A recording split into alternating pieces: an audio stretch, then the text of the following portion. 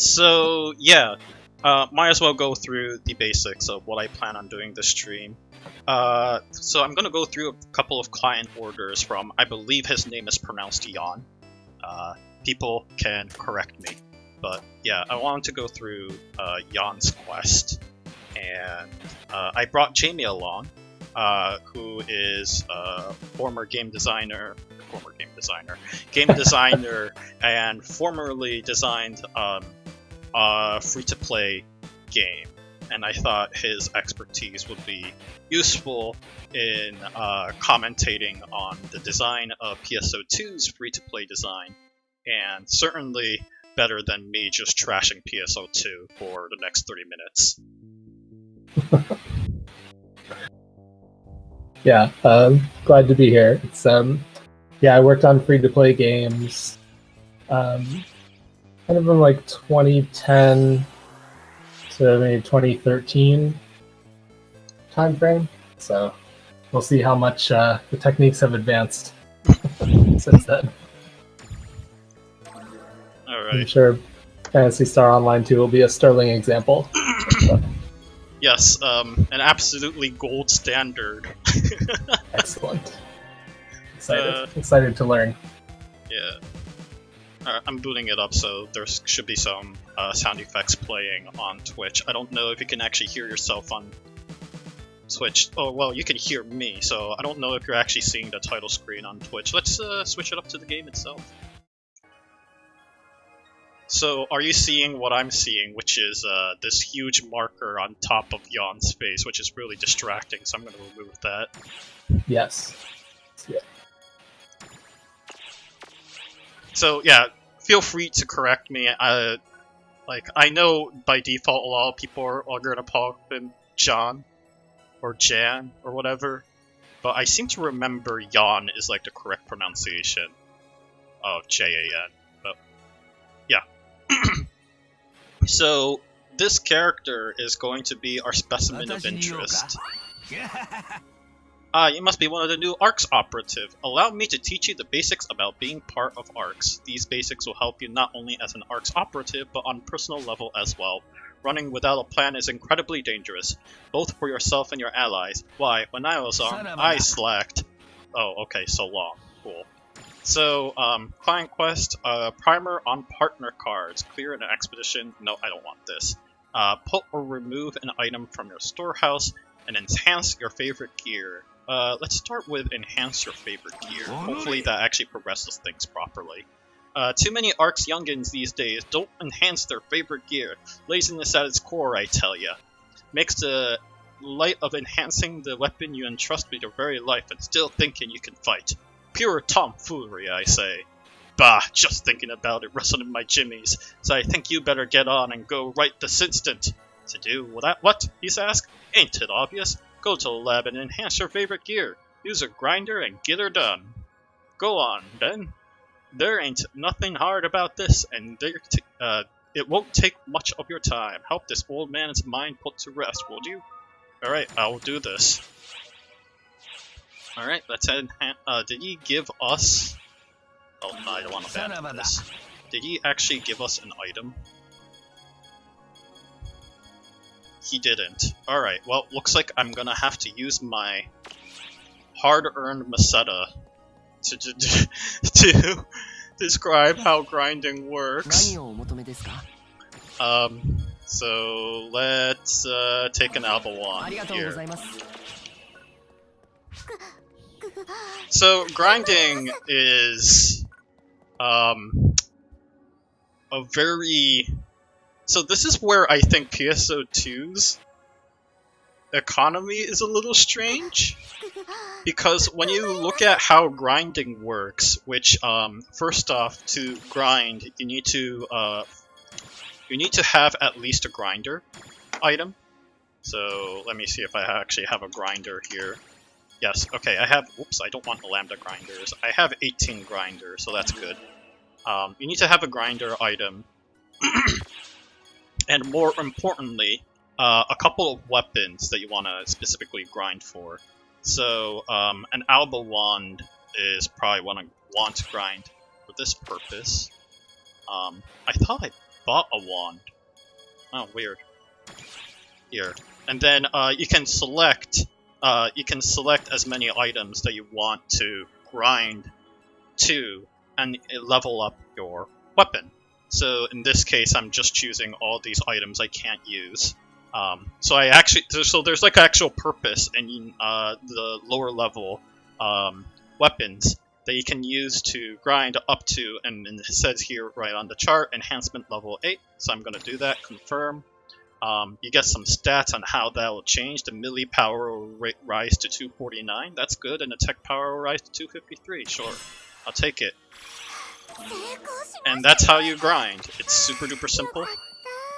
I say it's super duper simple, but I think a lot of people will kind of recognize that as like a very gacha-like mechanic, where like, you know, you roll the die to get some sort of random capsule item, and then any of the capsule items you don't want, you use it to improve the ones that you do have. So you would think that's where the monetization model on PSO2 will start kicking in. But oddly enough, it's not. Now that's what I like to see, kid. You're a regular old ace of ARKS. Gotta say, this old man has a lot less on his mind now. You need a grinder every time you enhance an item, but it'll increase its capabilities in turn. Not bad, huh? Of course, sometimes enhancements can fail, but that ain't gonna stop someone like you. I can see it in those eyes, kid. Doggone it. Makes me think about my favorite gear. Alright, he has a new client order. Enhance your favorite... Oh, boost the elements on your favorite gear. Gunblade 0, okay. Too many... Okay, well, let's see what this one says. But too many whippersnapper ARKS these days don't want to enhance the elements of their favorite gear. Just plumb laziness when you get down to it. Listen, the new weapon born from fusing the weapon you got is only capable of being the most trusted partner you ever had. Bah, just the thought of it has me all worked up, so you know what? I think you better head on over this instant. To do what you ask, isn't it obvious? Go to the lab and enhance your favorite gear. Go on, them. Get nothing hard about this, and it won't take much of your time. Help this old man noggin. Sure, I'll go over this too. You too, Saraba. Saraba means goodbye, by the way, if you're wondering. So...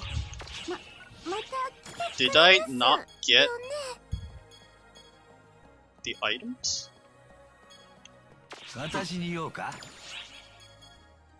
Okay, no issued upon too many ARKS. Understanding the elements is key. Can't go around neglecting element enhancement. Actually, darn, I totally forgot what element enhancement is. I just ran through a bunch of gear grinding, and I never realized that was actually a criteria for element enhancement. So that's kind of bad. I would assume element enhancement requires me to have a weapon that has an element attached to it, right? So I may have jumped the gun on this a bit. Darn. I might have to go adventuring for this quest. This was poorly planned on my part. Oh yeah, and there's this item. I wonder if this helps move the whole story forward. If you couldn't figure out, he's just saying, hey, put your items... I want all these. Put your items in the storage space. Which I just did. Now that's what I like to see, kid. You're a regular old ace of ARKS. Gotta say, Old Fart has a lot less in mind. You already said that. You can only hold so many items at once, but if you use a storehouse and manage things properly, it shouldn't be a problem. An unexpanded storehouse can hold a whopping 200 items, but even if you expand it, you get even more space. Again, back in the old days, you could cram practically your whole house into your storehouse. Yeah. A primer on Visiphone. Is this the one? Search for a player on a Visiphone. Is this the one? Bah! Too many whippersnapper ARKS these days never remember to whip out their Visiphones. Just plumb laziness when you get down to it. Chatting up with friends, selling items, they're handy for boatloads of things. If you don't have friends though, well that's that. Bah, just thinking about it rustling my jimmies. I think you better go right on this instant. to go to that Visiphone. Yes, I got it. I don't know what Jamie thinks about the writing already. Oh, whoops. I don't want to do this yet. But it did say search for a friend.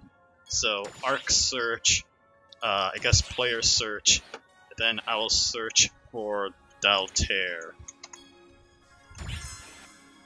And I did not find any Daltair because that's a character search, darn it. I did it, Jan. Now that's what I like to see, kid. You're a regular old ace of an ARKS. Gotta say, this old man has a lot less on his mind now. You can start searching your bud using an ARKS search function and buy and sell items through a personal shop. As for making friends, being an ARKS is all about mastering Visiphone, and that's no exaggeration, kid. Phew, back in my heyday, my Visiphone was burning in my hot little hand while I... ... auto chat, I am disregarding that. Okay, darn. He doesn't really get around talking to it soon. So the actual thing I wanted to talk about was this scratch ticket terminal right here that he is suspiciously standing right next to. And it is the most disturbing thing ever because he will give you a quest to talk to this. To kind of catch everyone up to speed, there's actually 4 different currencies in this game. We have here on the bottom, like you can see what these currency values are. These are star gems. This M right here is Meseta, and then you can see this A right here on the bottom right hand corner. That's the ARKS Cash or AC. I'm not going to go too far into detail about star gems quite yet, although that's also an interesting topic to talk about. But real quick, Meseta is just a digital currency. You get that naturally, and then the ARKS Cash is just is the in-app purchases, right? When you spend money on the Microsoft Store, you get ARKS Cash to be able to utilize in this digital world. And I don't know about you, Jamie, but as far as I'm concerned, those two separations of currency does not actually bother me that drastically. And I know you don't know much details about the economy of the game yet, so that really doesn't say a whole lot, but I don't know. Like, do you feel like that's already a suspicious thing right now, or no? Well, it's not suspicious to me. I mean, it's really common in free-to-play games, or at least at the time that I was designing them. Right. It was extremely common for games to have multiple currencies. And, the most typical reason was to be able to control the rarity of them, because if they're tied to in-app purchases, like a lot of games, from the social gaming heyday to like early mobile free to play, a lot of them, one of the things that you were able to purchase with real money was some form of in-game currency. So typically there would be this almost like firewall between that and typically some other form of currency that was much more freely given out to the player. And, there are some trends that you can see. I think, like, a lot of games still do this. Even, like, playing the current Animal Crossing, there's sort of, like, quest-related rewards, and then, like, other forms of currency rewards. So, it just gives you kind of more control as the designer. So I don't have, like, an inherent, spider sense for something being evil just from that. But those are the reasons that I would expect to see something like that, typically. And from my perspective, it's like, oh, okay, so some things are purchasable with, AC, and other things are only purchasable with Meseta. And, like, as far as I can tell, there isn't that many, like, quest-specific things that AC requires that you cannot get with Meseta.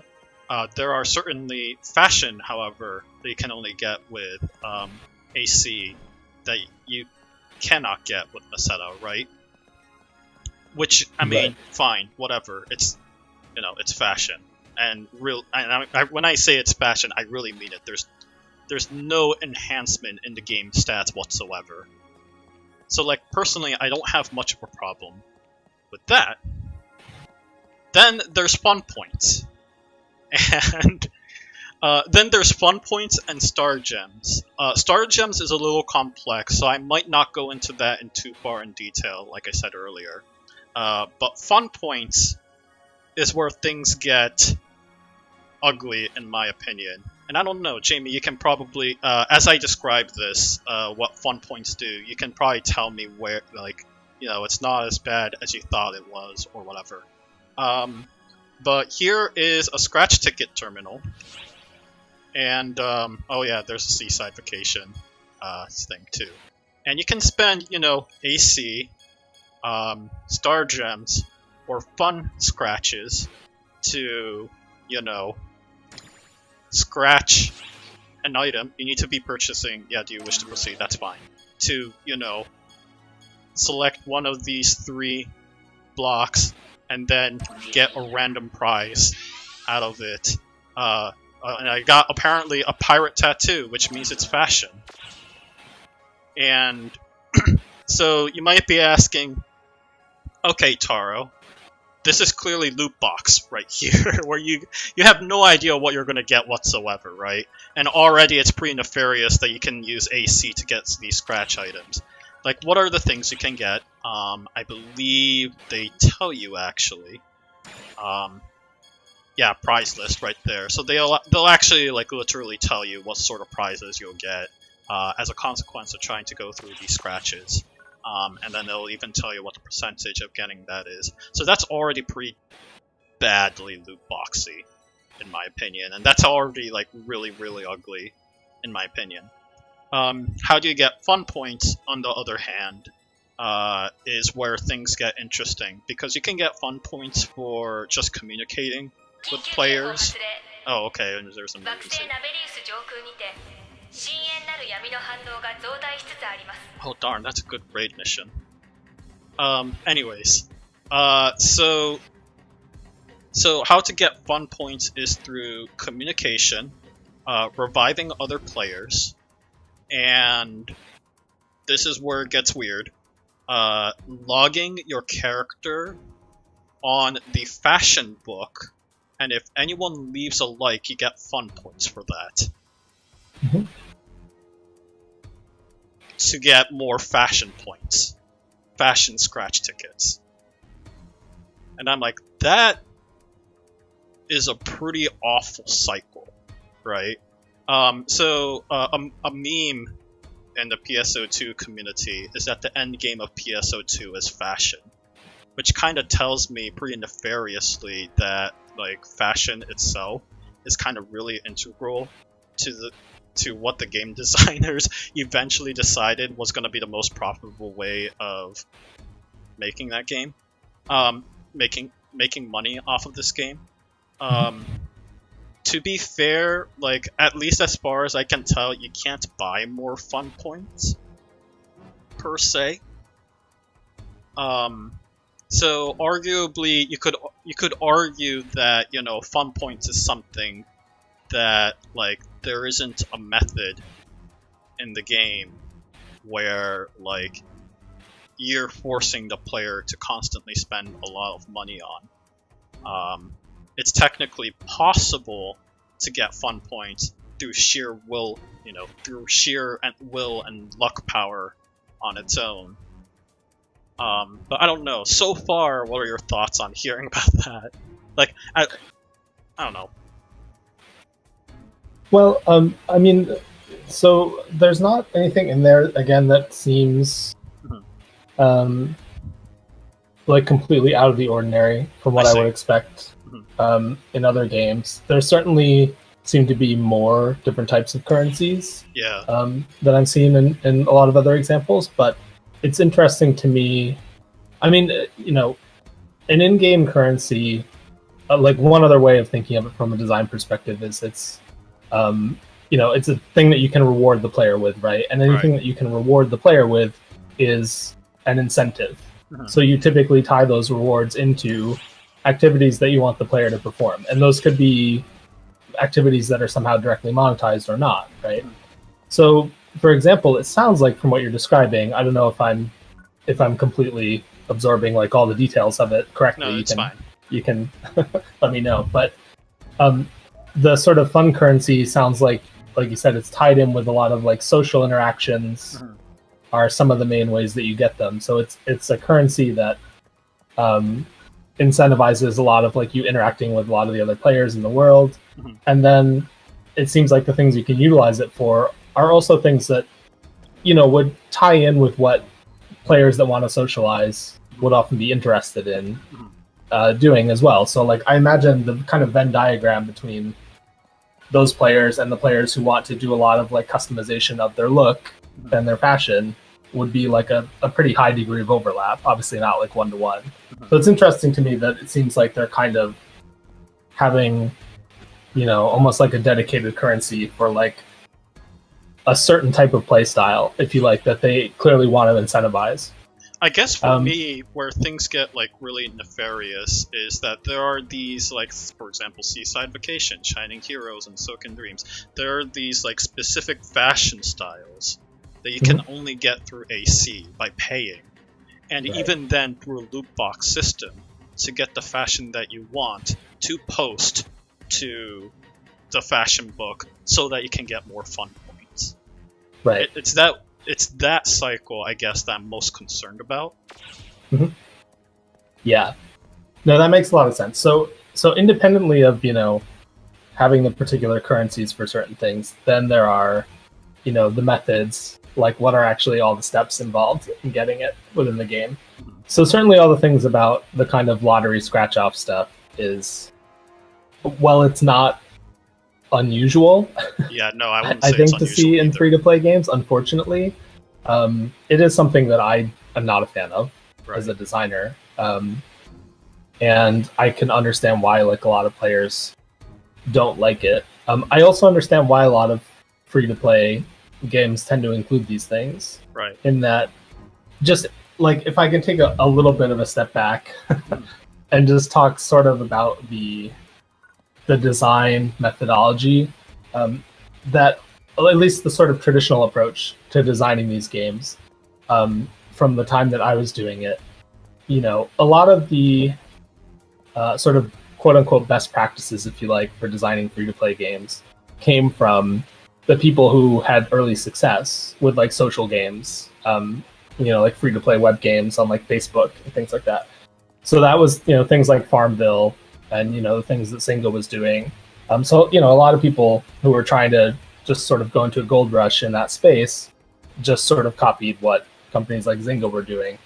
And a lot of, you know, Zynga's own design methodology came from like their background in just general sort of web design, like designing websites and online products and things.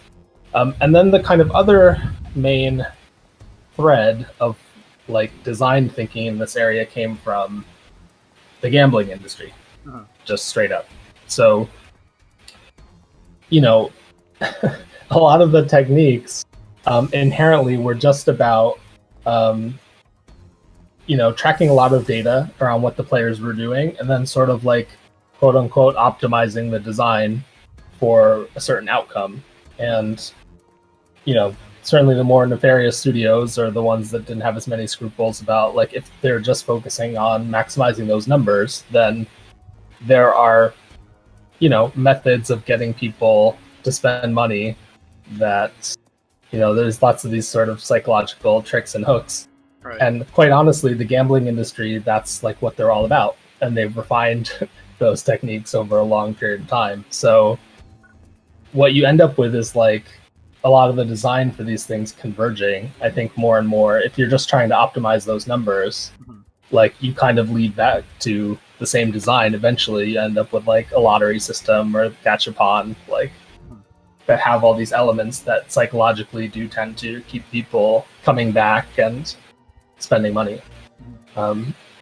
So that's the part of it that I'm not a fan of, and was one of the reasons why I stopped, you know, wanting to really design free-to-play games, because it's just sort of not a lot of interesting design work to be done, in my opinion, to like, you know, I first of all, I'm not a big fan of like aiming for the the goals in the first place of trying to like keep people kind of hooked on these things. I don't think that that's like ethically acceptable. Right. And also just, I mean, even if you're like a, you know, the sort of not concerned with that at all, and you're just trying to like do what these things do more effectively, like they've already been refined and sharpened to the point where it's, you know, the designs tend to be the same a lot across these things. So yeah, all the stuff about the actual mechanism of this sort of like random reward thing, like that's what it is with like a different skin and like most any game that has it. Yeah, go on. But yeah, but it's interesting, like you're saying, that then that having the things that may just like straight up require the in-app purchase currency as sort of like a gate, you know, like a stepping stone to then even be able to earn the other currency is an interesting one.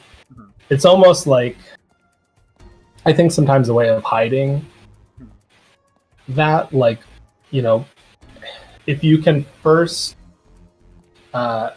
introduce something that the player is interested in, you know, like a short-term or a long-term goal, you know, and it could be anything, but if the player is really interested in, let's say, like doing something that requires the fun currency, right, then like that's gonna already like give them some more like motivation, right, essentially, to then, if they then find out like, oh, there's stepping stone, you know, there's kind of like task ABC, and you know, one of those tasks requires them to like purchase a thing, you've already kind of got them a little bit invested in something that they want to achieve. And that's a huge thing with free-to-play games in general, is just creating that sense of investment. So one question I have for you, Taro. Yeah, absolutely. I don't mean to like derail from the other stuff you want to talk about. No, is keep going. At what point in the game do like some of these things get introduced, like stuff like the sort of lottery system or the in-app purchase stuff? Like, I'm assuming that there's sort of some amount of gameplay where they're just wanting you to kind of get into the game, get invested in it before they start to like push these things to the forefront a little more. But yes, maybe it's there right from the beginning. You could tell me. No, that's a good question. So you might notice that I removed a marker from speaking to Jan. Okay, I'll take the mission reward there. That probably kicked in around the 3-hour mark to play. So mainly around the 3-hour mark is where like the game starts pushing you towards, maybe you should get into this fashion game. I will say Jan's quests generally take like another 2 or 3 more hours, to be fair, before he starts mentioning about fun points, at the very least. So it's not immediate. Like it tries to get you into the gameplay first before it starts talking to you about the fashion game. Right. But I haven't gone into the star points yet. All right. So, fans of the game know, if they like to check out the Reddit community, and I'm sorry if you do, but if you like the Reddit community or the Twitter community that surrounds the Phantasy Star Online too, star gems and star scratches in particular are probably right now the most notoriously disliked currency as of right now. And there's a couple of reasons behind that, but I will say, I have a couple of things on item-wise on me to prepare for at least discussing that specific topic, because star gems is where things get weird in like how you're supposed to earn it. Like, so far, you said, you know, Jamie, you said fun points are there for socializing purposes, right? And AC is there for, you know, just being able to get cash out of the player. Fine, I get that. I'm actually not offended by that at all. I think a game, even a free-to-play game, should have some way of survival, and that doesn't scare me in the slightest. And then, there's Meseta, which is just a generic currency. But Star Gems is where, I don't know... It's really weird. It's such an abstract concept that I don't know what the developers were intending it to be as a currency. Although, reading from the decidedly inflamed comments on the Reddit, my inclination is it's supposed to be a weird bridge between Meseta, or between just in-game play, and the ARKS, the AC currency. So, anyways, the ways you can earn Star Gems is as follows. 1. You can earn, I think per episode, about 10 Star Gems when you go through story mode. So that's your incentive to go through story mode. You get Star Gems. And it's a super duper rare currency to get. So, fine, whatever. 2.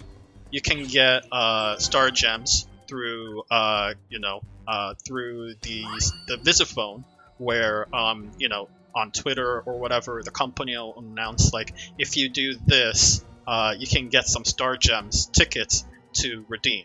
So I think right now they're doing a 2-week-long session where if you log in every day, each day you'll get a Star Gems ticket. So that's happening right now too. And then,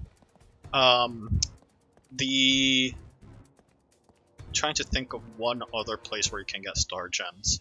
I think the last place you can get Star Gems is through fashion. So I'm not going to wear this. I hate this swimsuit right here. But you might notice there's a Star Gem icon on the right side of this menu. And furthermore, at the bottom right here on the little details, it'll say affinity.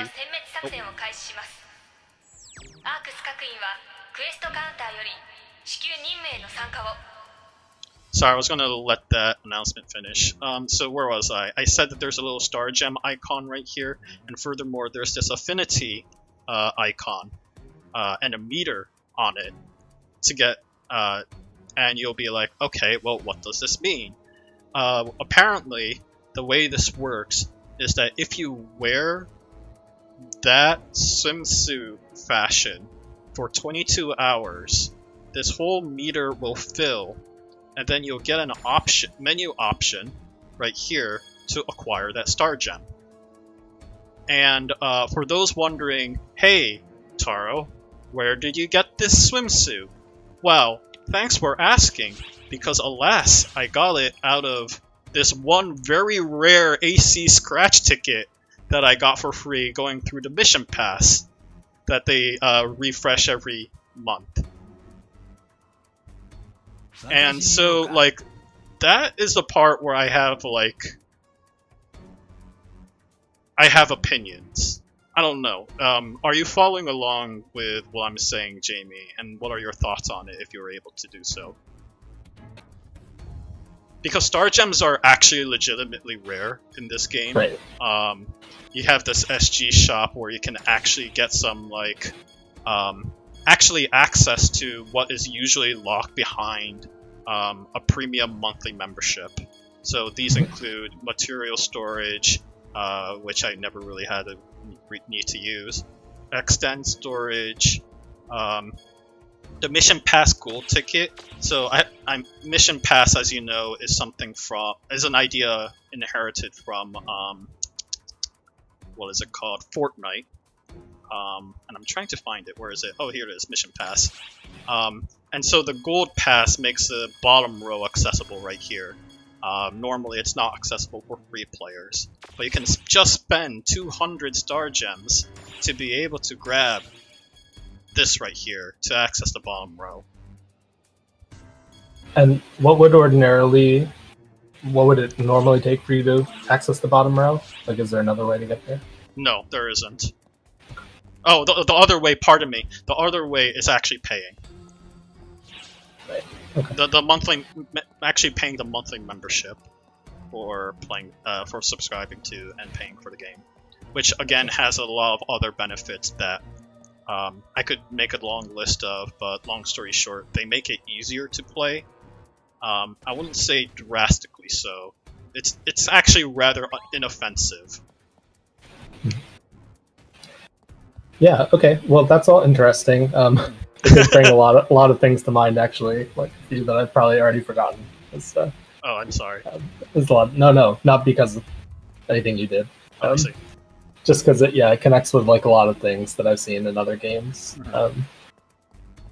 The reason that I was asking that last question was, there's different ways, I guess, to like present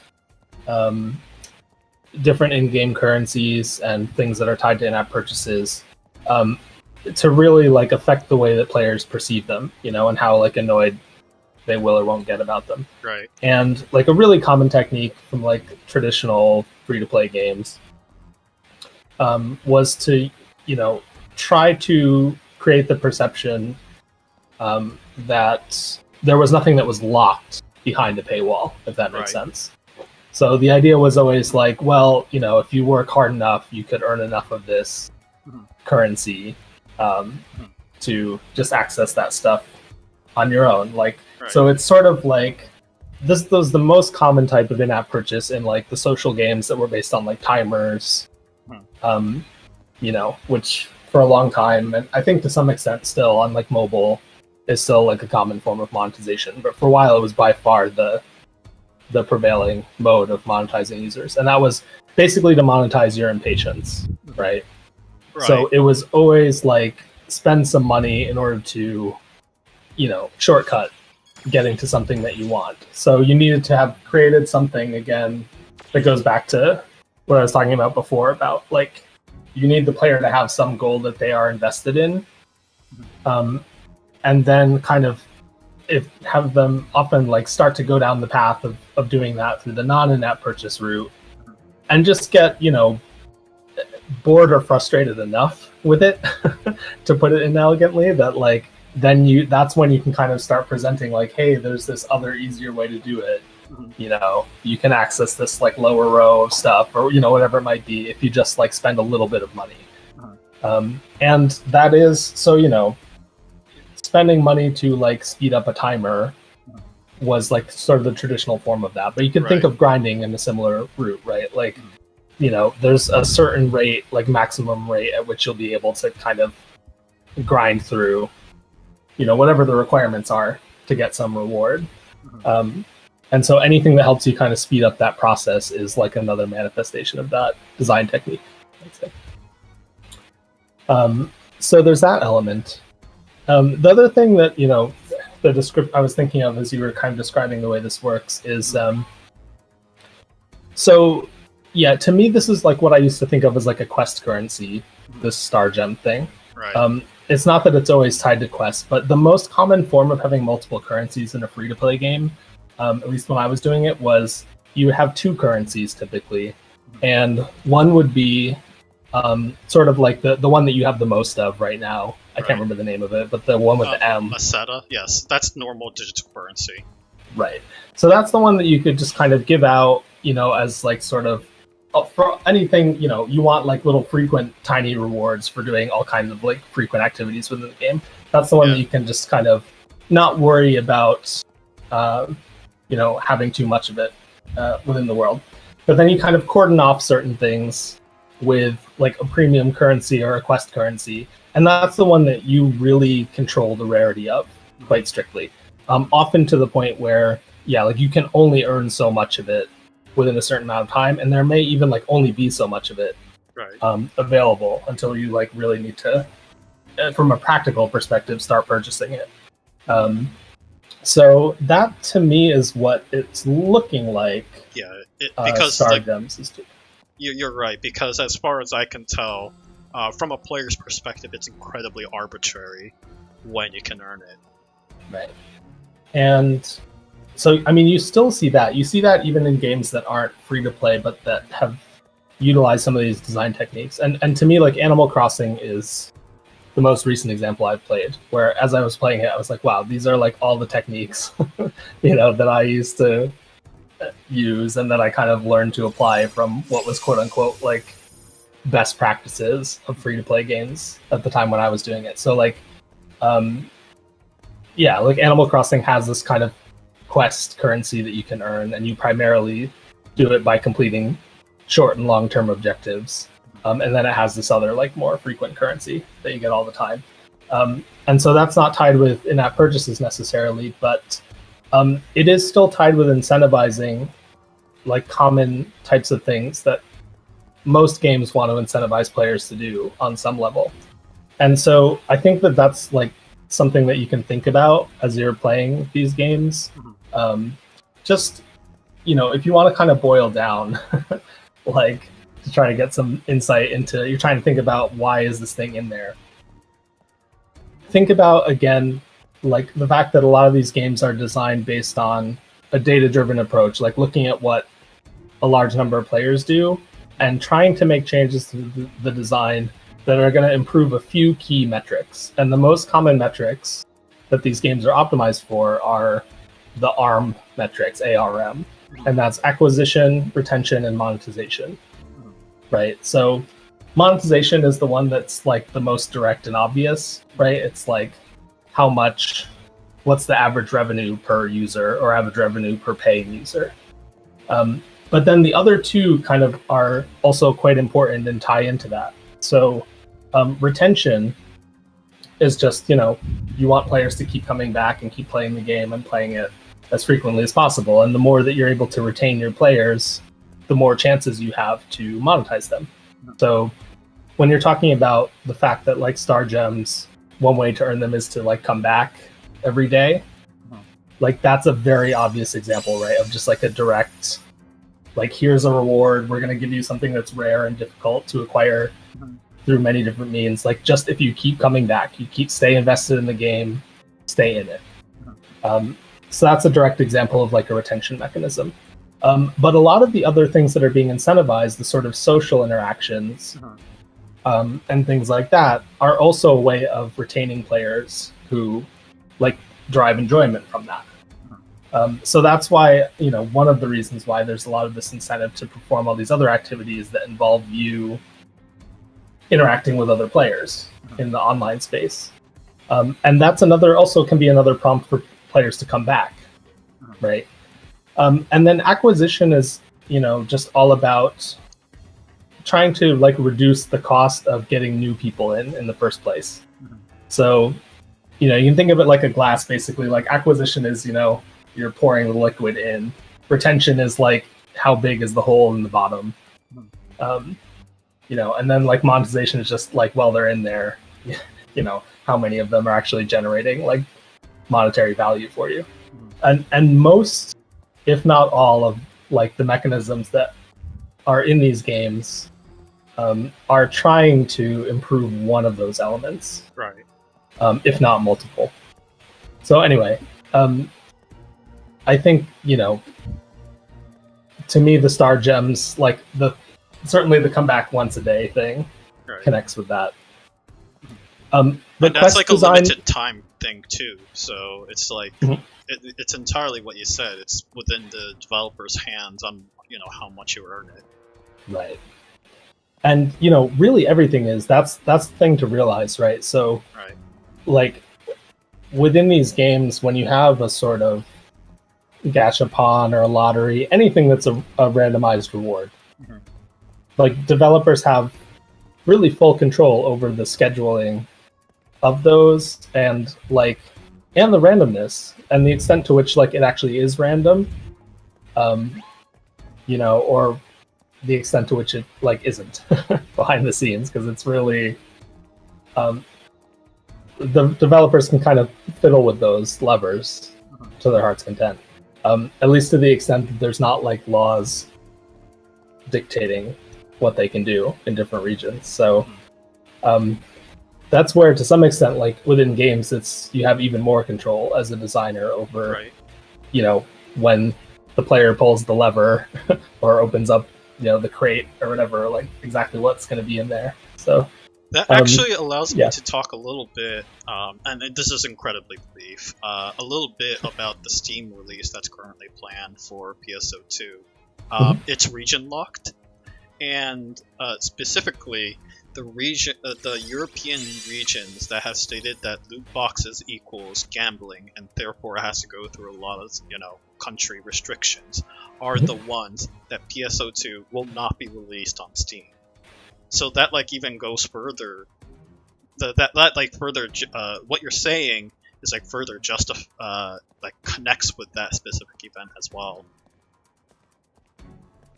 Yeah, that makes a lot of sense. Yeah, and to me, a lot of these things are gambling. I'm glad that there's starting to be more regulatory bodies looking at these things. Personally, I'm in favor of it. Yeah. At the time when I was designing these types of games, there was some really shady stuff. Not personally for the company that I worked for or the games that I worked on, but just looking at, I wasn't playing a lot of these games, so when I started designing them, I really had to do a lot of research to see, what is the market. And, one of the most popular games at the time was Smurfs Village. Oh, dear. Was super popular across mobile devices. And, it was a lot of these same mechanisms, but in the Smurfs game, where, everything about the presentation was for younger kids. And, a lot of it was just the sort of oops, your 5-year-old accidentally spent your money kind of trying to set up that scenario. Not to disparage the developers of one particular game, but that was one of a lot of examples of where these things were really being targeted towards kids. Wow, there are so many adults playing this game, apparently not. Yeah, so that's, already there are elements of these design practices that make me uncomfortable, but obviously that's the one that rightfully so got the attention, I think, of a lot of regulatory bodies and governments. And it's if they're too young to buy a scratch-off lottery ticket, or to go to a casino, then they should probably also be too young to be doing these same things in a virtual space, but spending real money on them. Yeah. I think I'll just shoot off a couple of other, I think, at the very least interesting game design decisions that probably doesn't really have too much to do with the conversation we're having, but thanks a lot, Jamie, for that. That's really insightful. Obviously, there's this fresh finds, AC, SG, and then scratch tickets. So you don't even have to go to the scratch tickets to actually get these. You can just outright call it from this menu right here. Fresh finds is the one that's constantly changing, and as you can see, but the primary currency that it relies on is star gems. So it tells me at least star gems is the primary currency that the game designers are banking on as the one currency that banking on the one currency that to convince people to shop with. I like the seagull one, actually. That's cool. I'm probably not going to buy that. AC shop, basically anything... Oh, thanks. Basically anything AC related, you try buying via cash. I believe the currency, the way it works, just like a Japanese yen, is 100 AC is $1. So that's a transfer rate behind that. There's this AC SG shop I just talked about, where you can get a couple of really some of these are pretty close to quest necessary, like this rare drop rate, but most of it is getting access to premium features without paying. Swap shop is actually kind of interesting. You get to swap items. For something that's actually useful. There's X cubes, photon spheres, lambda grinders. I'm not going to go over what any or all of these do. Recycle badge in particular is really interesting. It allows you to take an item that you got from your AC scratch that you don't like and convert it to a recycle badge. And then, as I understood it, the recycle badge allows you to swap for any of these items listed on here, if you so choose to do so. And finally, I've already mentioned about weapons enhancement, how this game drops weapons like no tomorrow, by the way. So, and how weapons can be used to, enhance some of the weapons that you already have. And then there's photon drops, which uses photon spheres that I just talked about earlier from the swap shop to swap for any of these mag-related items. There's also photon boosters as well. And X cubes likewise kind of acts as the currency for this X cube exchanger shop. And then these two are weird. Like they're when you get like raid specific items, you can exchange them here. So that's that. I know that's a whole lot of information thrown at you, Jamie. I wasn't expecting you to comment on it because honestly, throughout our gameplay, I don't think these shops are going to be all that relevant anyways. But I thought, I don't know, it's just interesting to me that this game is so outside of the 4 currencies we talked about. The other thing that this game is like really obsessed with is the sheer number of items they just drop at you, right? And then it's like, oh, what do I do with them? Well, you can go to the swap shop to, swap them to something that's to quote unquote another currency that gives you more valuable items, like these two right here. I think it kind of goes back down to what you said earlier, which is that all these items that we talked about are just more about like annoying the player. To encourage them to think about perhaps maybe you should consider paying instead. But I can't confirm that for sure because I've been playing as a free player and strictly as a free player for the time being. So I don't really have much of a confirmation on that. I don't know. Yeah. Obviously, I went through that very quickly, so I'm not too sure if you're able to follow along. Not to mention, I just kind of really skimmed over them without really bothering to talk about what each item's purpose is beyond, exchanging them in shops or... Yeah, no, that's all really interesting. And yeah, like you were saying, the things that are there that sort of may create an annoyance, it's a really fine line. It's one of the challenges of designing a free-to-play game in general, right? It's like you want to create a lure around these things that are gonna somehow drive up, player retention or monetization, and there can be some frustration associated with that, but obviously too much, and that's not gonna improve your retention. It's gonna cause players to get frustrated with the game and quit. So it's a really tricky challenge, and a common thing within any free-to-play game is that it's actually a very small percentage of the players who actually spend any money. Right.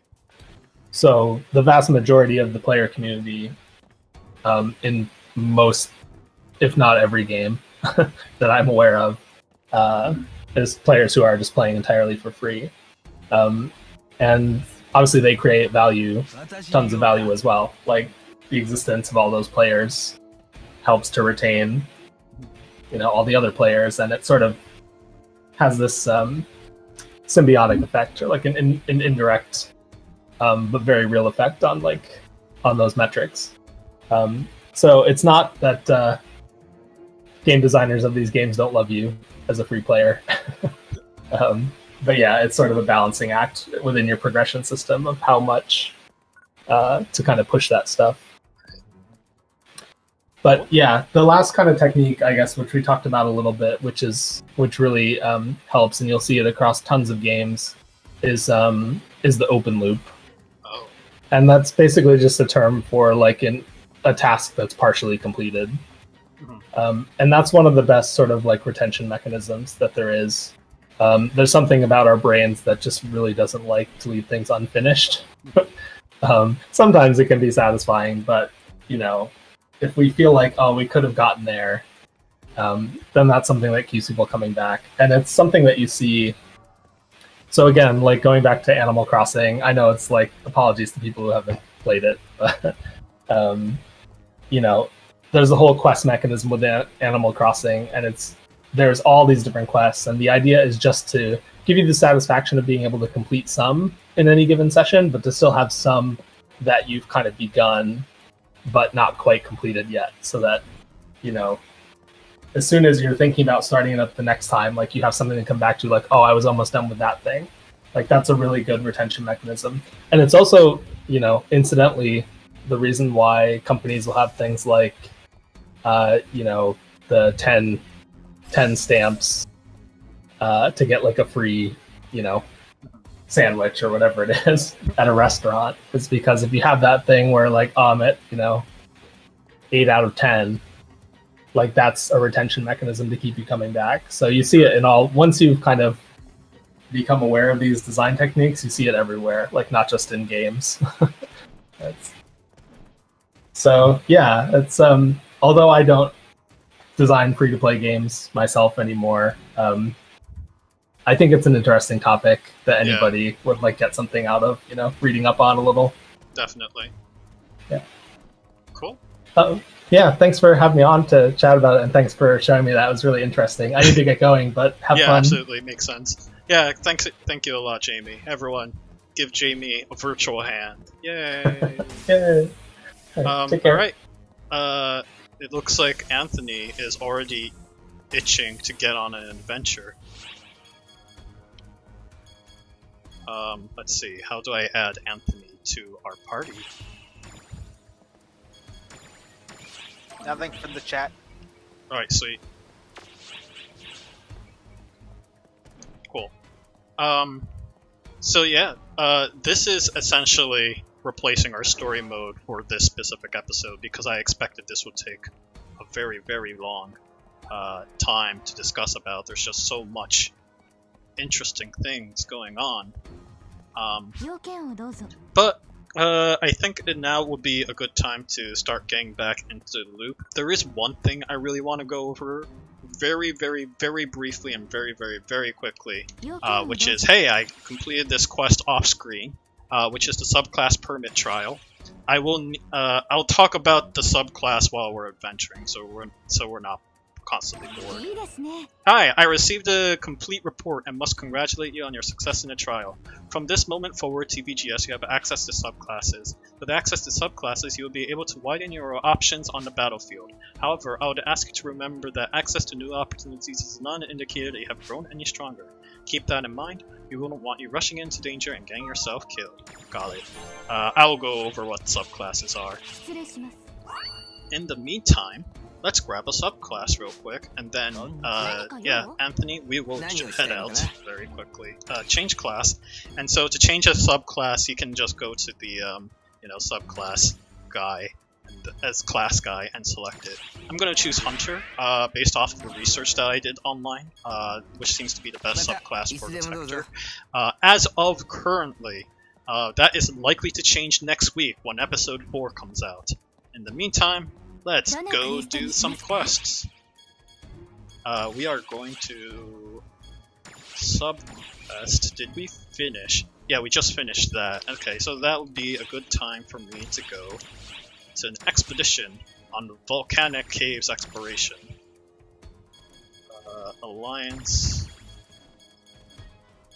I'm going to accept the current block for now. I think that'll reduce some problems. Alright, heading out.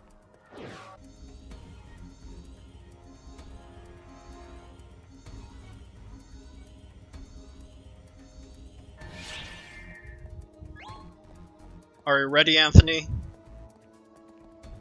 Oh, you're level 51. Looks like you've been training casually. Oh, so we discovered this. You can invite your friend that is already in the party, and it's the most bizarre thing ever. Yeah, I'll drink a shift on myself. That's a good idea. Cool. So we got 2 Deltairs to worry about. I'm gonna start with a starting point just to let you know.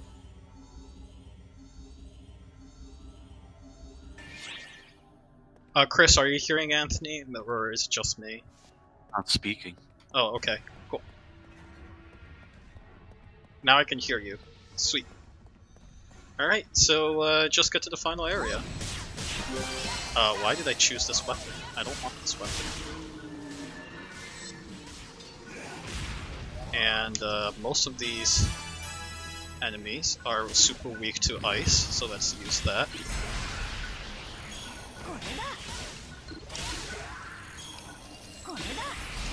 So, for those wondering what the heck subclasses are, as the name implies, they are...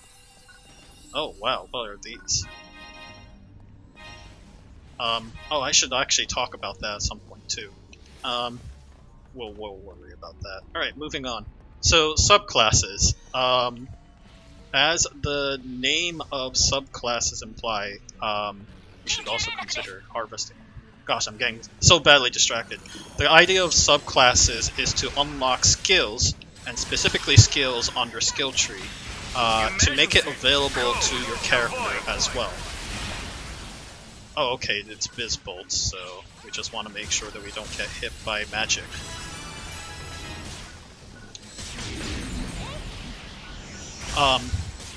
So yeah, subclasses kind of that's the primary reason why most people use it, so that you get access to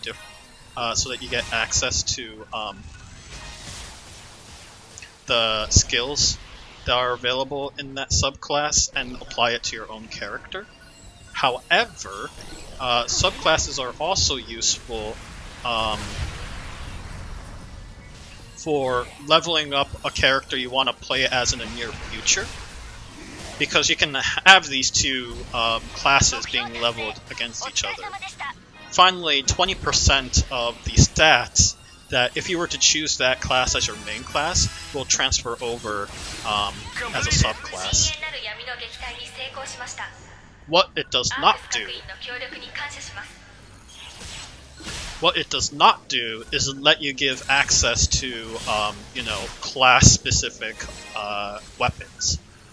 Sadly, that restriction still applies only to main classes.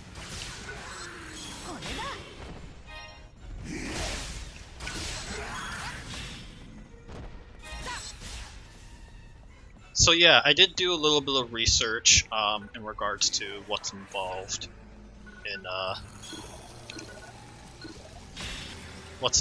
in what the community recommends as the best way to set up your skills tree. So I'm going to be utilizing that resource specifically for the subclass of our Tector character. Look at so many items we can use to for leveling up purposes.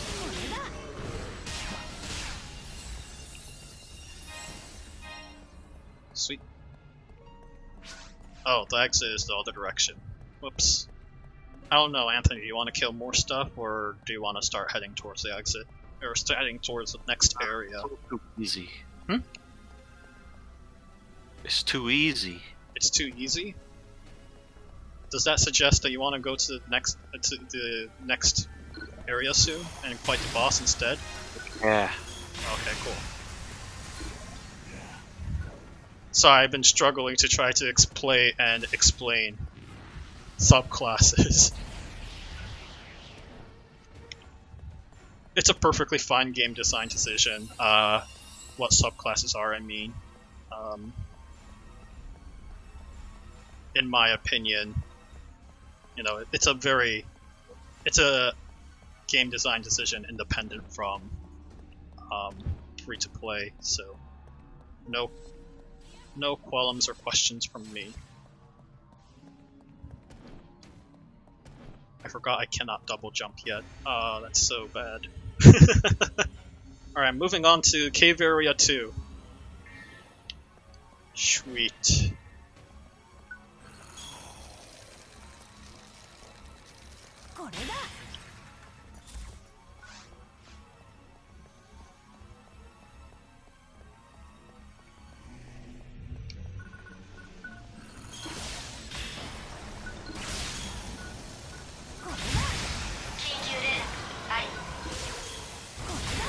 Oh gosh.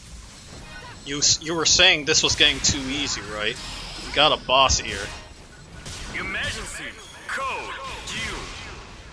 This boss hates fire.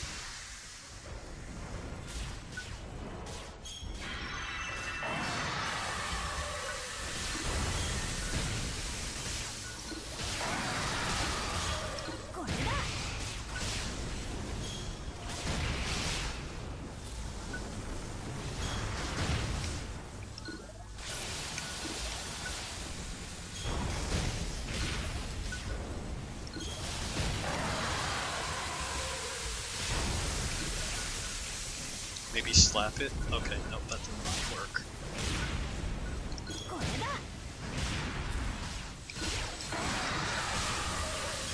Trying to see if slapping at each leg. Oh, there we go.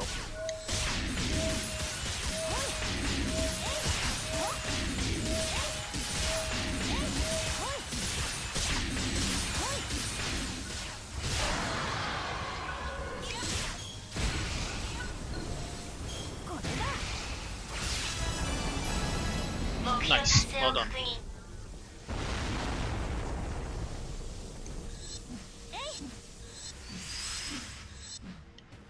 Completed!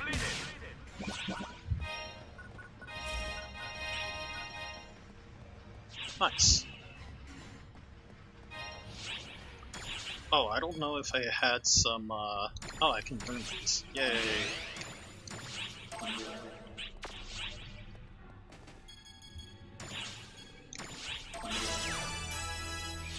Yeah, so much level ups. You. Ouch! That hurt.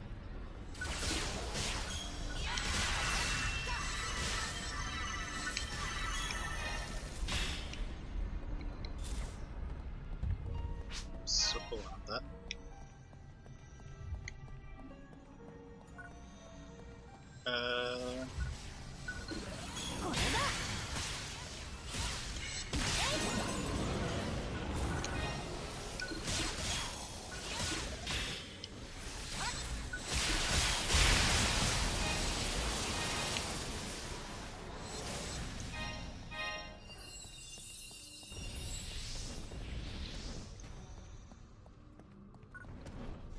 Doink.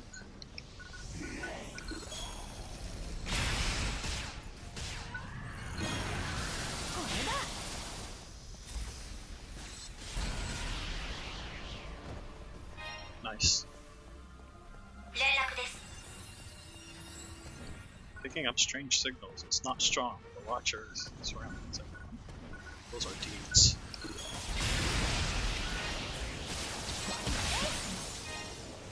You got smacked by a magician.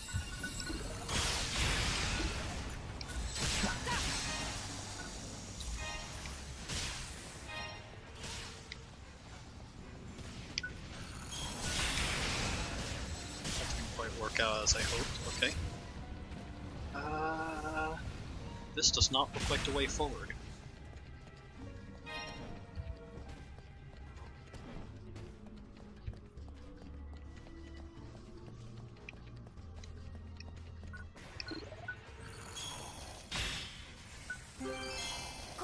Oh, rare drop?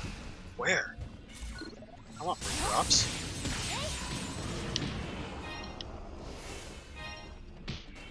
Ouch.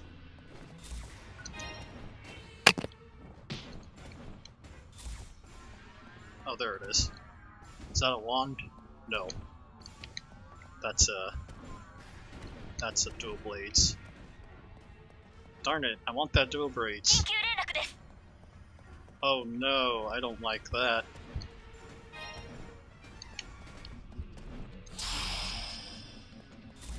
Emergency! Code! Avoid!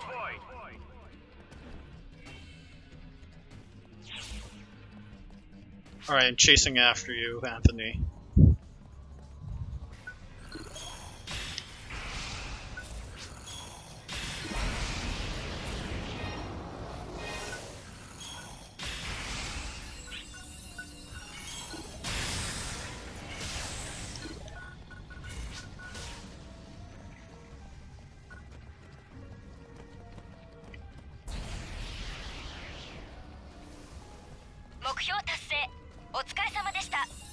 Nice. Let's see. Maybe this direction? This weird side road right here. Completed.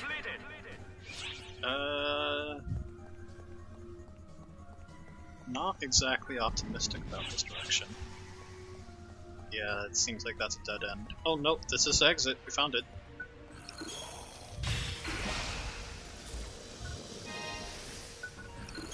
Oh, that's usually an indicator that the boss is coming up soon. Oh, we can disregard that. I'm ready to fight the final boss. How about you? Not final boss, boss. Rappy! Thank you. Okay, now I'm ready.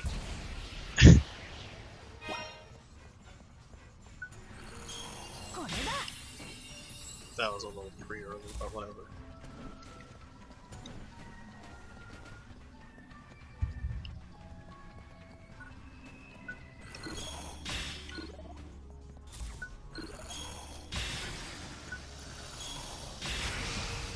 Alright, there is one thing I want to do very quick. Item management, not item management, spell management I want to do real quick.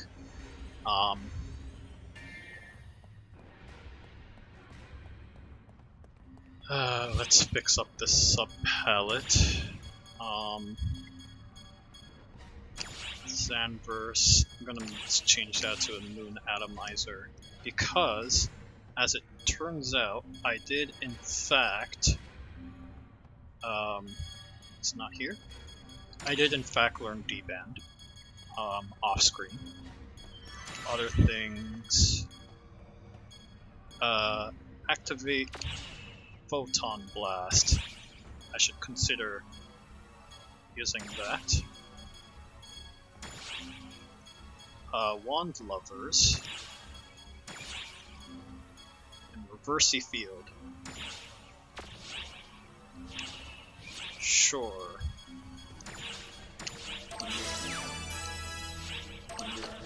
Cool.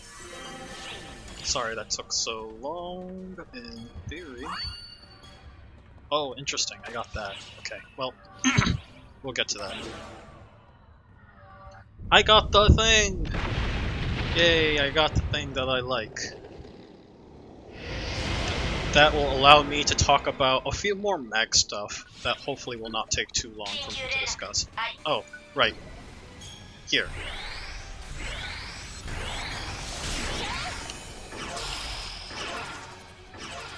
Enjoy. Gosh.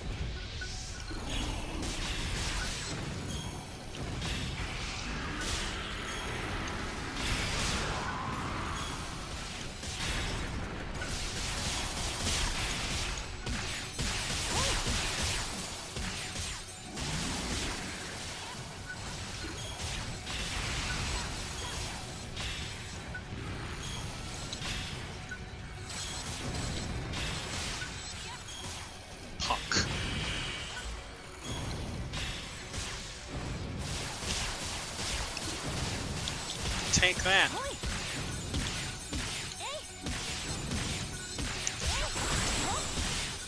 Alright, I'm getting out of there.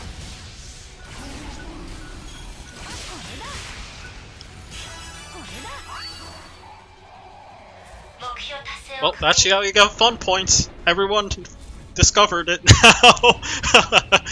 That's the one last way to get fun points that I completely forgot about. Just recruit your friends as an AI partner. Yeah. Oh, gee. I can drop these in my character storage. And I can also drop these in my character storage. Sweet.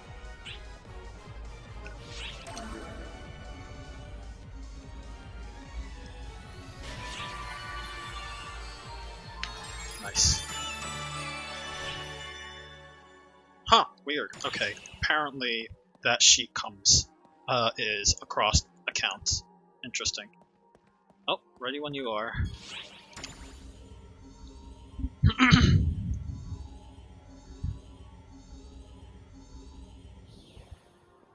Alright, so looks like I have to do some menu management, item management because I was getting overwhelmed. Yeah. Oh, that's the Zumari staff, interesting. I don't want to put that down yet. One or more items could not be deposited. Is that Biakua's?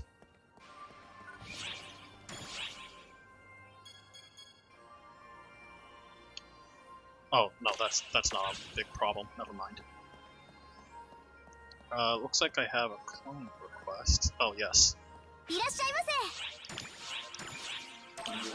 Yay. All the line stuff that needed. Okay, cool. Pardon me. I think the Sumerian staff is actually already really good, but let me see if I can get this appraised and see what happens. Appraisal, really simple. Go to our Techer Chiara, she'll appraise your item. You can multi-select if you want to. I usually like to choose light. Pay the money. She tells you it's a better Sumerian staff than the one I have. Whoopee! So yeah, let's go for that one. What is its augments? Oh gosh, it has really good augments. Then you can enhance that Sumerian staff by using a Sumerian staff. Don't think elbow wand and a Sumerian staff to level 8. And make it even more powerful. So that we can talk to Jan over here and tell him we did the thing that he told us to do. Oh, whoops, geez, I should have read the whole thing. Now that's what I like to see, kid. You're a regular old ace of an ARKS. Gotta say, this old man has a lot less on his mind.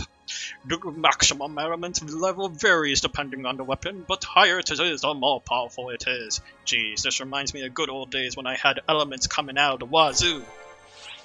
Yeah, sure, Jan. Oh, augment.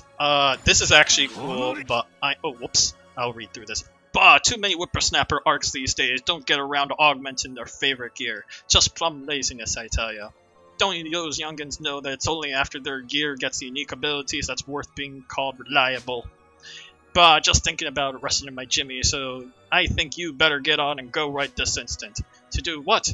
Go to the lab and augment your favorite. Go on, get nothing hard about this, and it won't take much time. Yeah, I'll talk about augments later. Cool. Alright. Apparently we did the quest, and I get X gem. X cubes. Cool. Moving on. I did say I want to talk very briefly about Clear Profound Darkness. Oh, I see what it's talking about. I did say very briefly I wanted to talk about subclasses. So when I talk about skills here, the skills applies to this guy right here. When you learn a class skill, you obviously have class skills that you can dedicate to your own main class, which is available all right here. Advanced D-band. I want to look into those. So what I remember hearing is that I want to start dedicating just a tiny bit to each of these masteries. I definitely want to dedicate as much as possible under Wand Lover and Wand Reactor. Add melee power based on a percentage of technique power equipped to that. Yes, I'll take that. Wand Focus is where I want everything up to be. Long Arm Assist. Increases the duration of each Shifta and D-band. That's exactly what I want. Grants that converts your charge techniques into a perfect attack. I will leave that alone for now.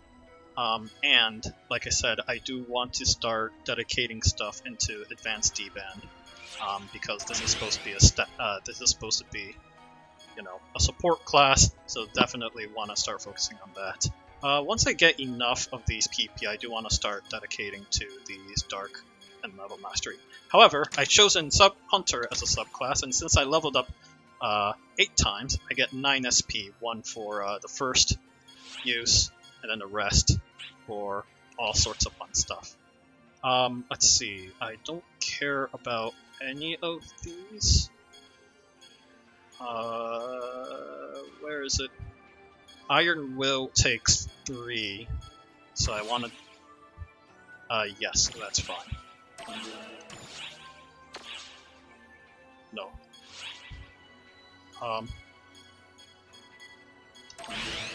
Take that, and I want to put all that in, almost all of that in Iron Will. Cool. So Iron Will allows me to survive one, deadly hit, within a certain percentage. At its maximum, it's 50-50. So it's basically a coin flip on whether you survive a devastating hit or not. You'll have to invite me to party again because I went to my personal quarters. Oh, I see.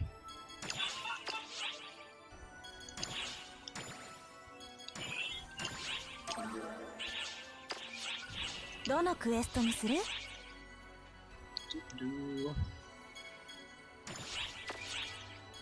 gonna go for a sub-quest. We're going to survey the desert. Sound good? Okay.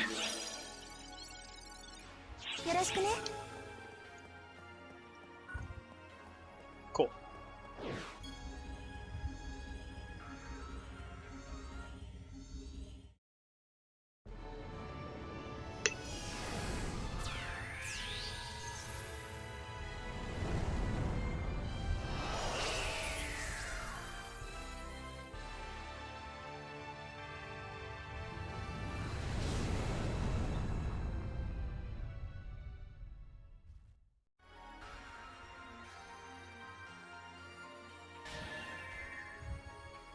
How are we doing on time? It's 7:50 right now. Haha! I see, you got my character to show up. Alas, I don't have anyone under support, so I don't know. Would you like to show off your auxiliary or no? In the meantime, I'm gonna shift a...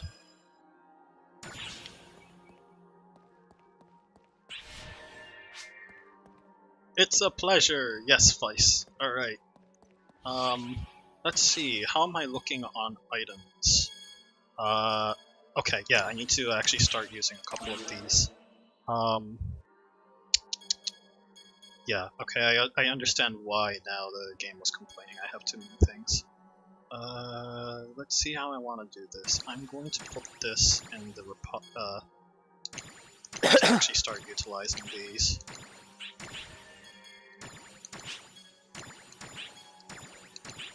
Cool. So that'll give me about an hour of extra EXP. Alright, I'm ready.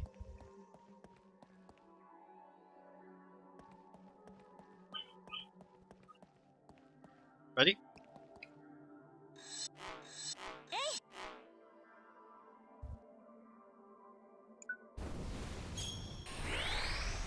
Oh, that didn't quite work.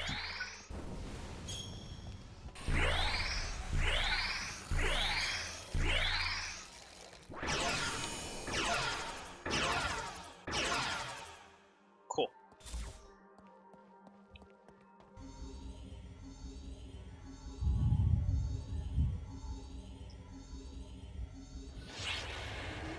Neat. Oh yeah, bunch of kill enemies to gain points, and then gain 120 points to get out of this area. Got it. These dudes are...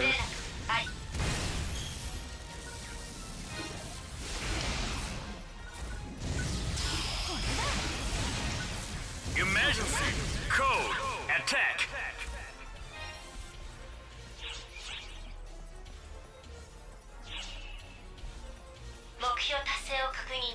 Was there a reason why you retracted Vice, if you don't mind me asking, or...? Completed! Oh.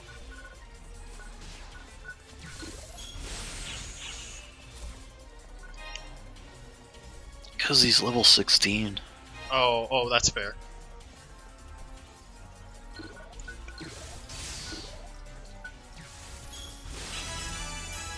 Yeah. More stuff to Iron Will.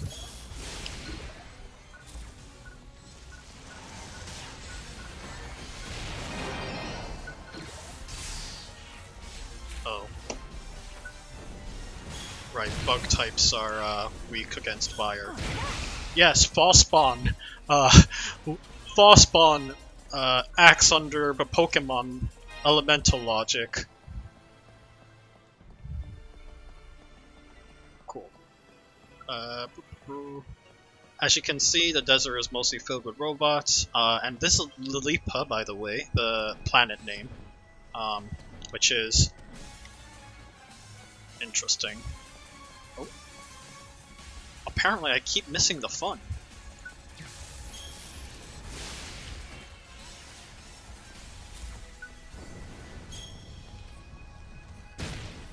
Alright, I guess there was nothing else to it.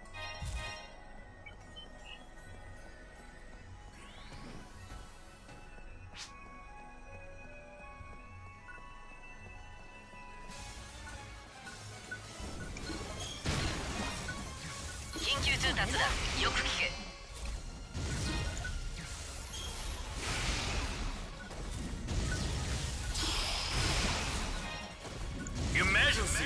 Code! Attack! Ouch. Oh, spin the controller, right. Yeah, if you're stunned, you can spin the controller. Control stick.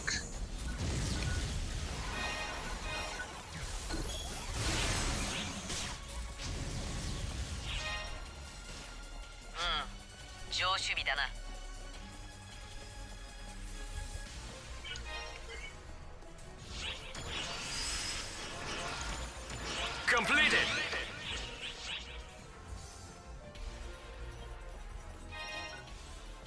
I don't want those weapons anymore. Thanks, my other character. That was a really poor use of a star atomizer, but okay. I guess I'm following you, Anthony.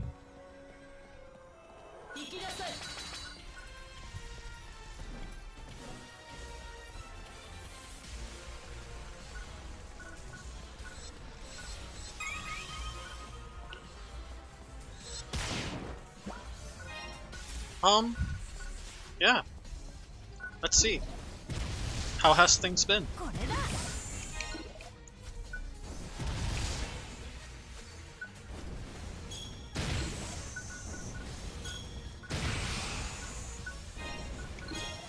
You talking to me? Yeah. Let me adjust my turn it on to voice activation so I can talk to you easier. Oh, okay.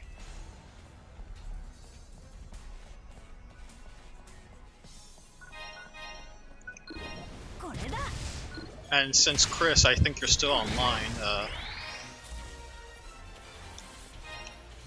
Alright, here I am. I can talk now. Sweet.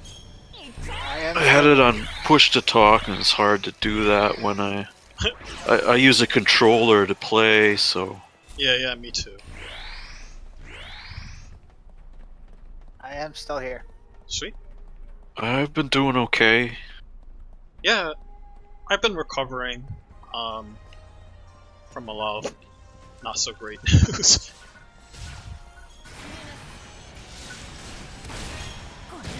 Oh, were you sick or something? Oh no, just general news related stuff.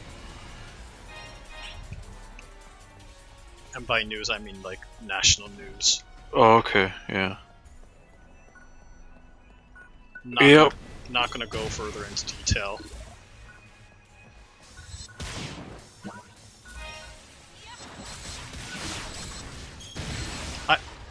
I don't think I'm caught up today. Probably so for not... the better. Yeah. I've been just largely avoiding it entirely, so yeah, that's been my mode of operation. It's hard to balance between staying informed and taking care of yourself. Yeah.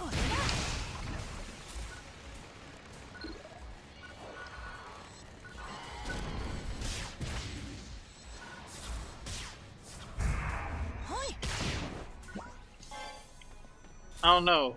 In regards to, like, I thought Jamie's discussion about free-to-play was really interesting. Probably not gonna happen very often on this stream, to be clear. But, I don't know, what did you think about that?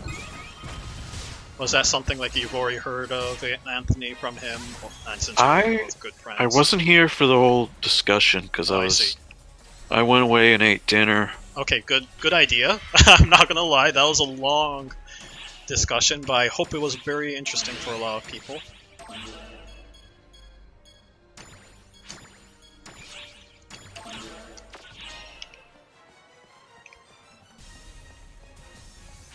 I zoned in and out. Oh, I see. It sounded good.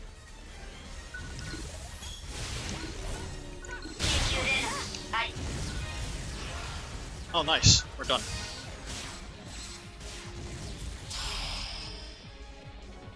Emergency. Yeah, I think, I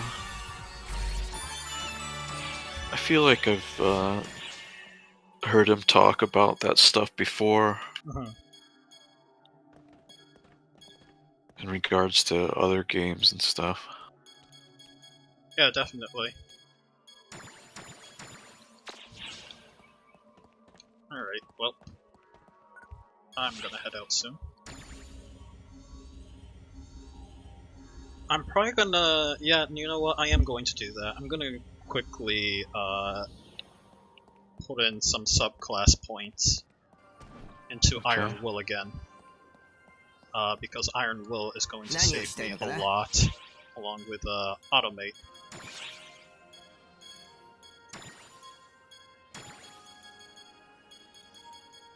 Where is Iron Will? Okay, this is... Let's beef that up to 8. Only 2 more levels and I'll have full Iron Will. Sure. Are any of these? Those are underground. We're not gonna get to the underground.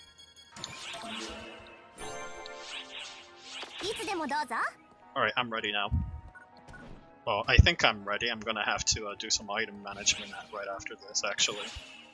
Might as well do that now. Yeah, I'll be back real quick.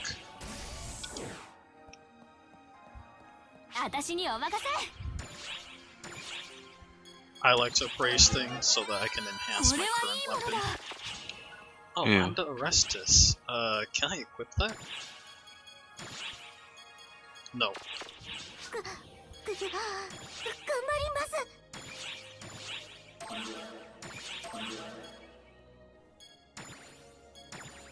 Oh. Okay, so that puts me in a position where, so when you're enhancing a weapon, you can only enhance it up to level 10.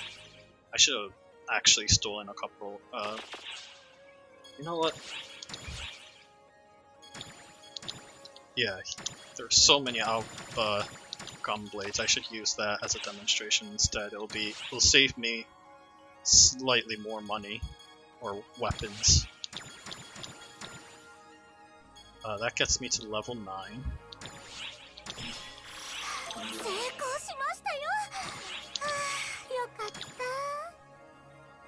Red Gunblades are actually really good. Oh well, I don't really want that.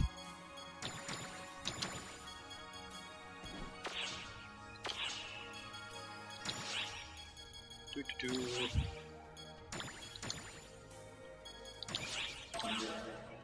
Yeah, okay. That's a good sacrifice. Although I probably don't need those other ones then. So here it is. Enhancing an item brought it up to maximum enhancement level of 10. You'll need to unlock potential first, but to unlock potential requires, as it turns out, photon spheres. And let's see if I have photon spheres. I have 2. I don't think that's actually enough. What other photons do I have? Photon drop. That's still not enough either. Okay, that's unfortunate. But if I look at this and I say Thunder Crystal, this is Shock 2, okay, versus Thunder Crystal Lightning Technique Increase. I prefer that. Okay, I have just enough well, more than enough full-on spheres actually, but still. So now that I unlock that, I can now select these, and it'll allow me to level it up beyond 10. There we go.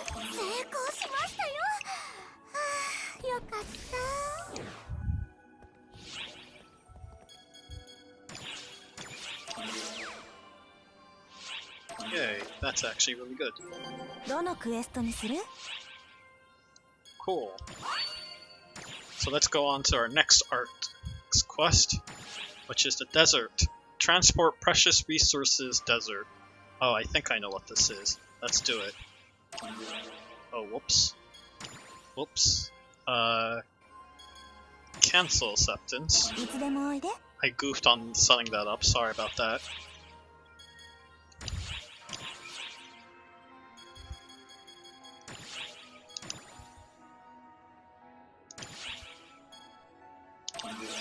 There we go. Now I set it up properly. We should still be on block 4. Sweet. I'm off.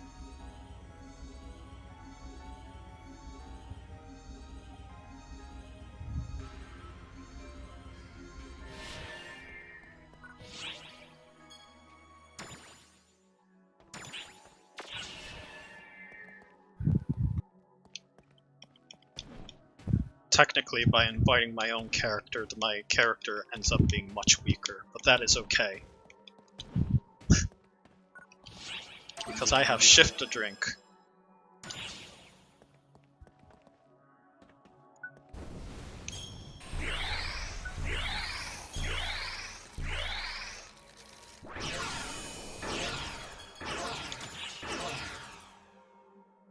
I can't invite him now.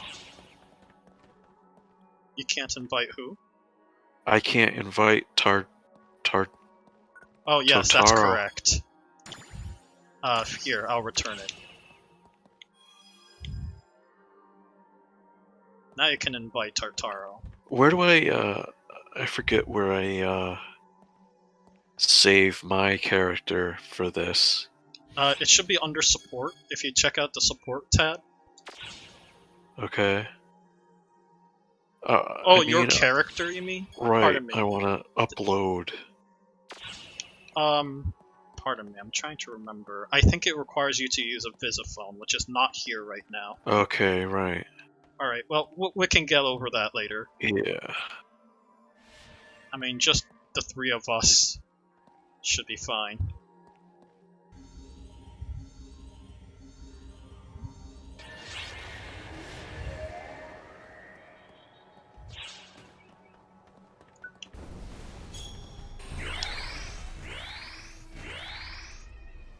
Sweet. Alright, so this task, I believe, just requires you to get all the way to the end. And then at the very end, it'll let you know, yeah, at the very end, it'll let you know, what to do next.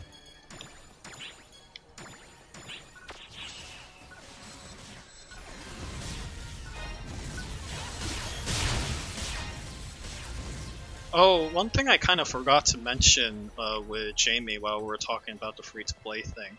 So, believe it or not, a lot of the scratch tickets are something that is common between both the Japanese version and the English version of the game.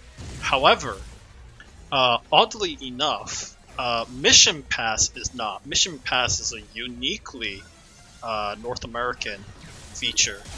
So the fact that the game is catering towards each of their global audience is really interesting to me. I don't know what the Japanese audience has in place of Mission Pass, but that's an interesting difference between the editions of each of those games. Golly.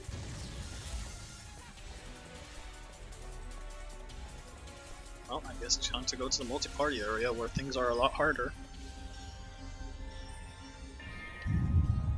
I say a lot, but it's probably not by much. Oh, I can tell this map is significantly more complex. I'm too powerful. I'm sorry I'm so underleveled. Probably my fault. No, there's nothing to, I mean, it's a good thing, right? It makes my game easy. I'm just a support after all. I don't want it to be easy. This is literally the hardest difficulty I can choose, just to let you Yeah. know. So it's not out of choice. I think I unlocked the hardest one. Super hard. Yeah. Actually, I thought that was harder than super hard. Yeah, there's extra hard.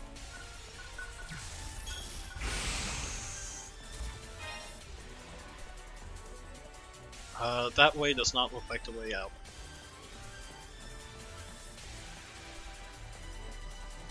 It could be either of those directions, but I guess I'm gonna risk this method.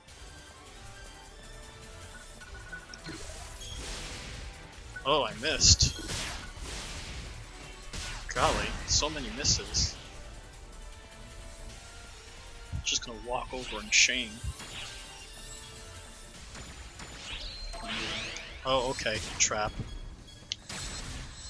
Ooh, Gamgid. That is... I think I already learned that, actually. Darn it.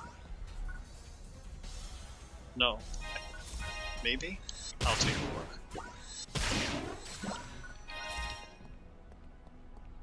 Darn. That was not the exit. Oops.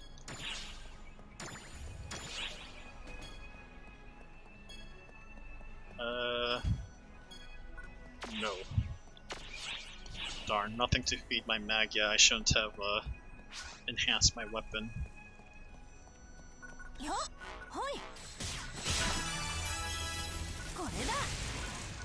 Okay.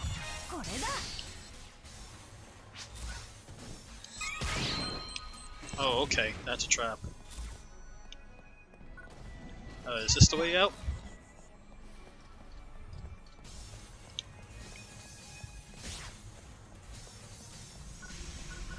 Oh, I have a good feeling about this.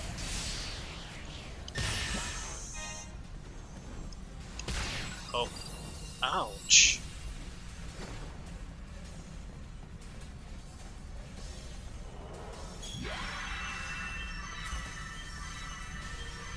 Oh, there's a train of enemies coming behind us.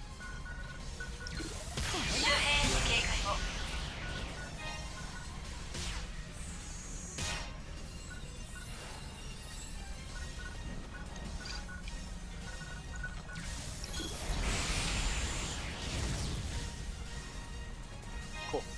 Thanks. Alright, we got rid of that train of enemies.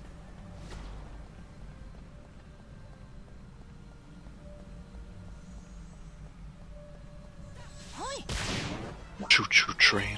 Yep. Crappy! Where? Oh, I just slapped them. I'm standing right Slap. on top of it.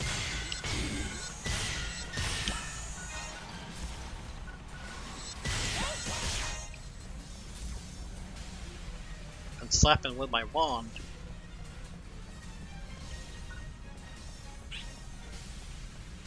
Nice.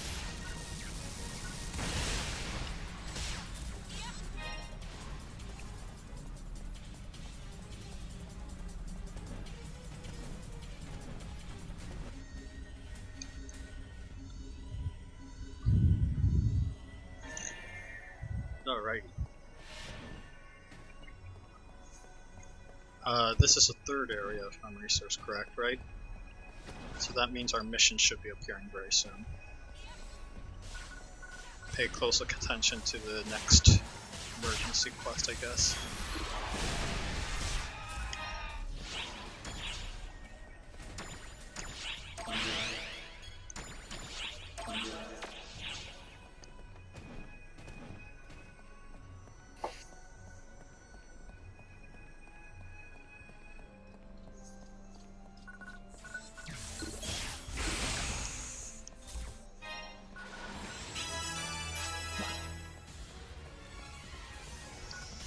Hi, thanks. That's what I like to see. Yeah, thanks my own character. I wrote that, like, a few months ago. Yeah. But yeah, no, that was that shows up whenever a friend levels up, which I did. Cool.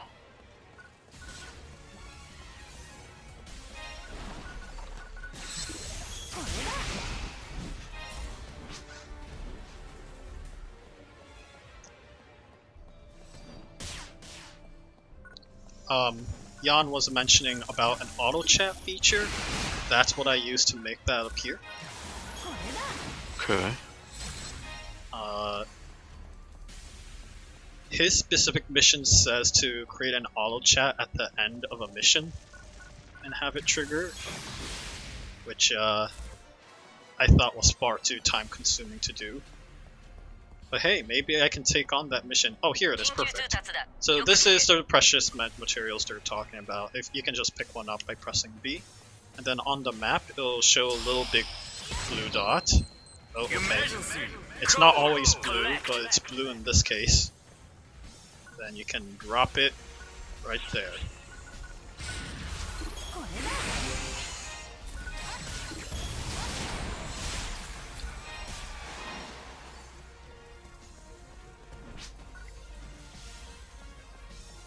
Now go get some more precious materials. I don't know where they're at. Can you tell us? Where the heck are they? Oh, I got one.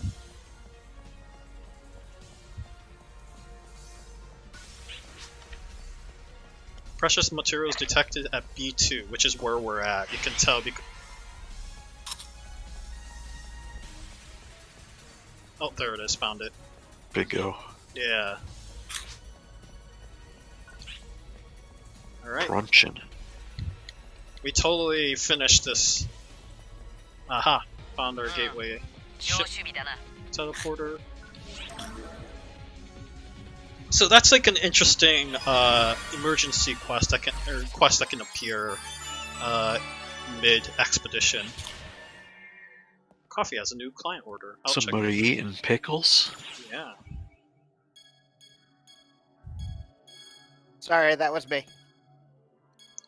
It's okay. Yeah, it's fine.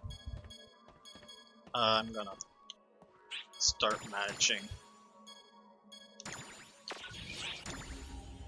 my inventory.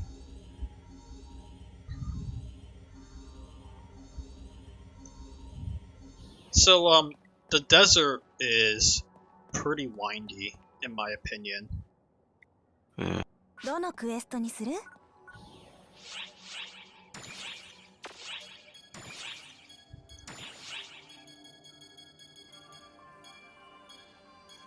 Okay, so this is the last one. Again, it's hard, which means that the hardest enemies are probably going to be at level 30. Before I do that, I think Hans has a few quests in regards to the desert. Oh,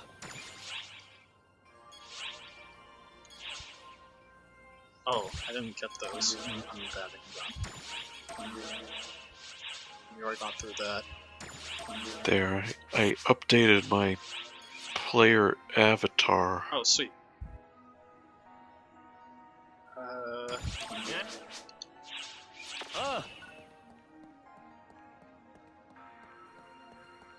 Cool. どのク Let's エスト head に out. しますか?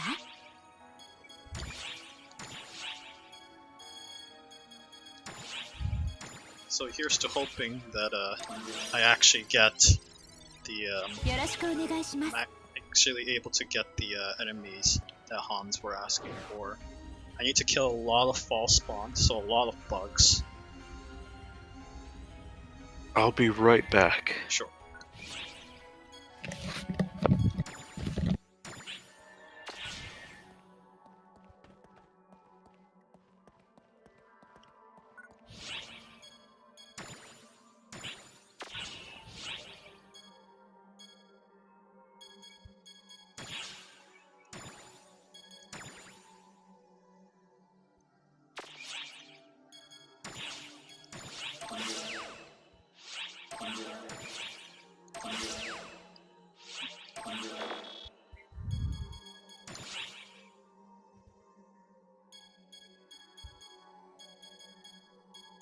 Oh, there's a difficulty level trial 2. Nice. Actually, if that's the case, then I'm going to return.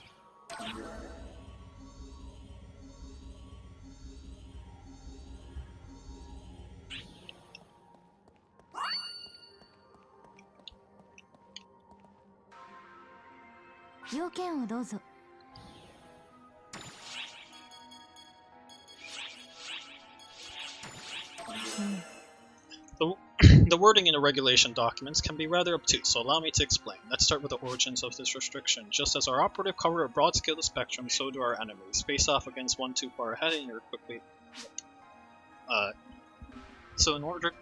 you'll quickly learn. So in order to minimize untimely demise, we officers are tasked with guiding you operatives in an area with enemies you can handle.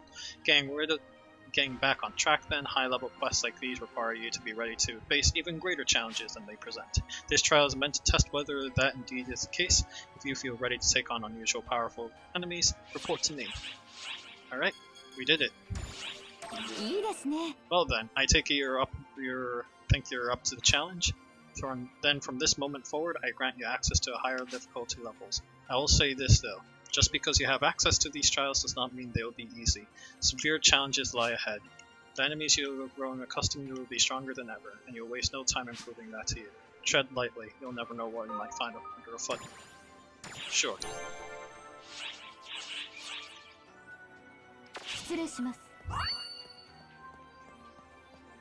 You'll have to excuse me?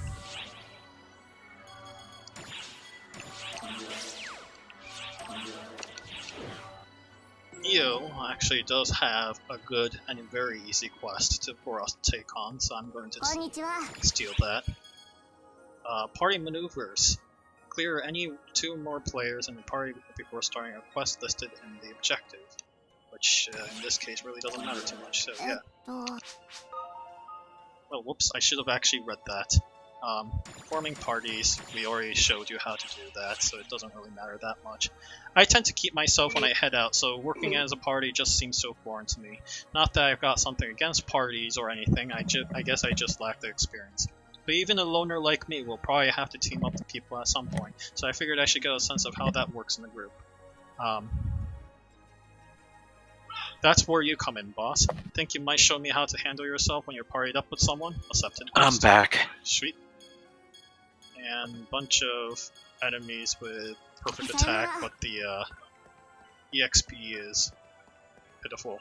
I just got the latest, the next difficulty, so I actually quit the quest and took that on instead. Cool. Oh. It's not Did you start it? No, I haven't started it yet. Okay. Did I not yet? There's a trial that permits you to unusual here. Why is it not showing up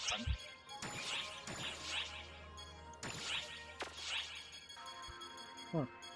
I thought I got it. But it looks like I didn't. Maybe I got something else instead. Like a different quest entirely, or like a different quest entirely. Maybe it's the advanced quest I unlocked. If that's the case, I do want to check that out.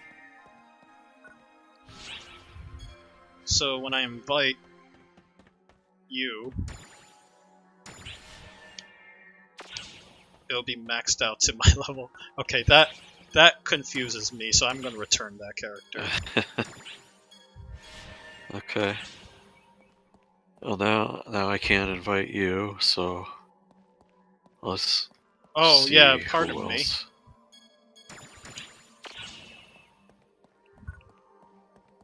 Do we want to bother inviting these things? Not really. They do I give guess- EXP bonuses actually, but still. Okay. Oh whoops, I probably want to shift up, but oh well.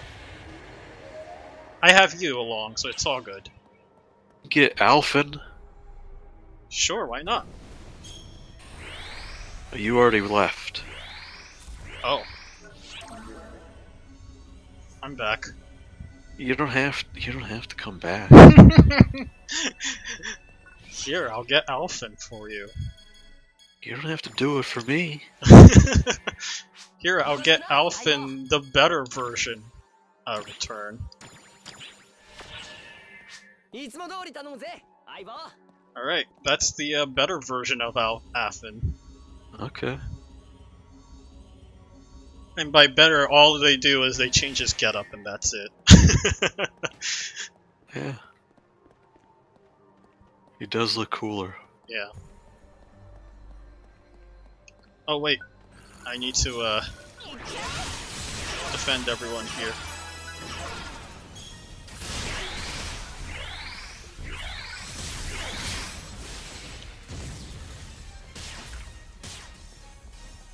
Sweet, 1v done.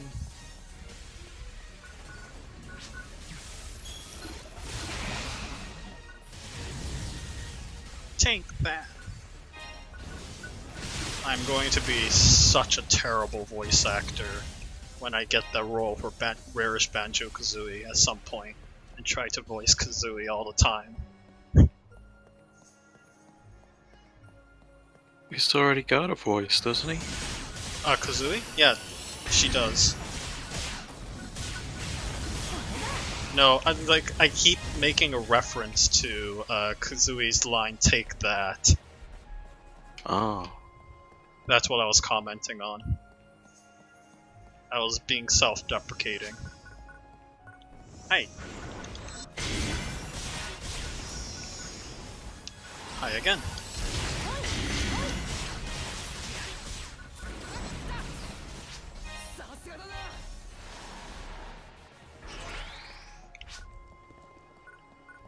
So it's really strange. Apparently the best build for your character... Oh, I need to beat my mag. That is not a good thing to eat. Oh, I guess Trimates are the only thing that's available for beating. Apparently, Tectors are really good at physical attacks. Yeah. I need to look up how that works. Huh. But a lot of their metagame, a lot of their most common strategies is to gather a ton, or to gather a lot of enemies in one spot. There's a spell to do that, and then just slap them crazy. However, you have to first unlock a specific condition where you want to do that. Like your focus gauge is really large, and then when you do so, it seems like the end of your wand explodes for whatever reason. That way, and you can take advantage of that explosion area of effect to really slam your enemies down. Yeah, it's part of the wand skill tree.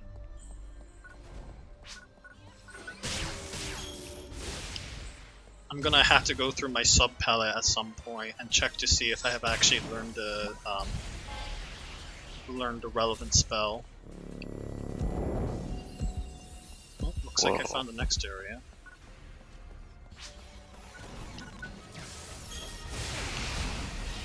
Why'd I hear a heartbeat?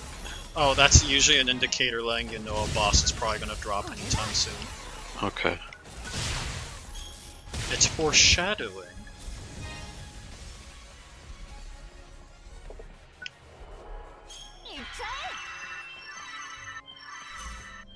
I was running out of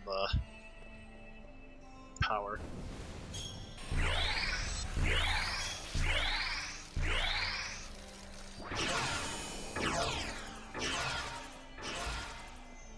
Cool.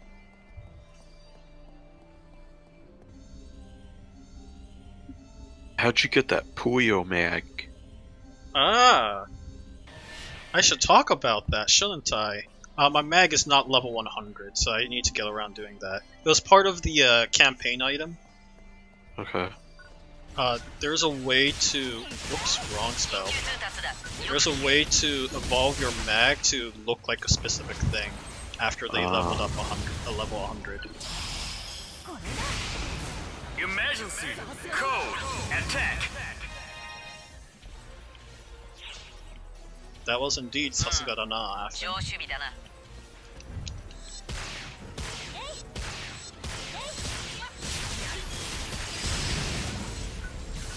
Completed.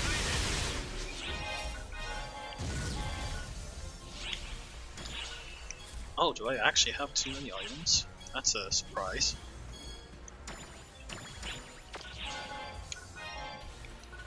And I don't care about those, so that's fine.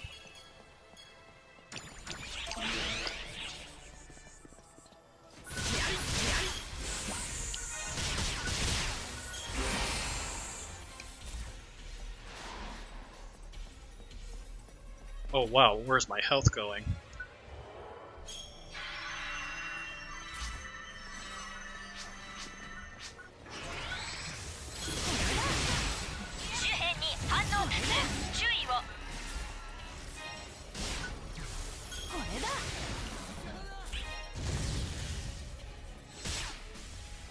Yeah, another one. Okay, that I can feed to my mag. Oh, there's a couple of ones I can feed. Sure, that's not more powerful than what I have already.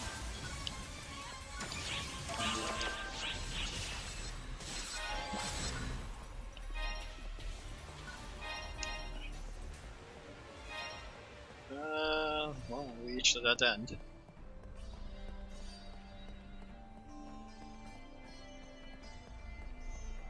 How's the stream going so far, Chris? I assume it's pre-study? Yeah, Okay.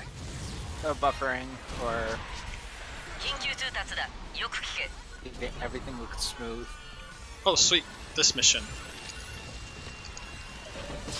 So, when when this little Emergency white circle code shows up, you're collect. supposed to tap B really quickly.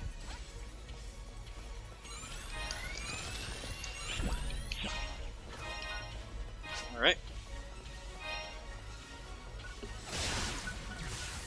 No messages from the chat. Sweet. Thank you for the confirmation. You are welcome. Ah, tap B real fast. Darn it. Oh. You did it.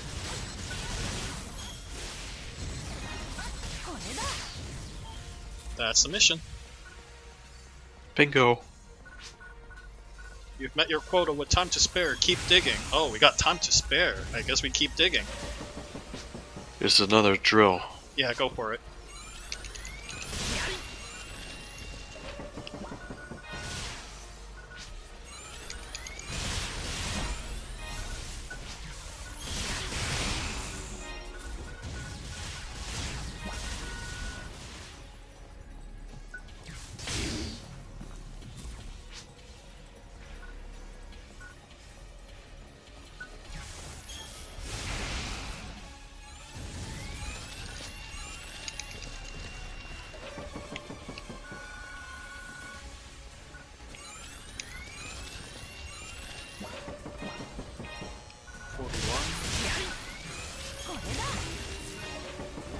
Darn it.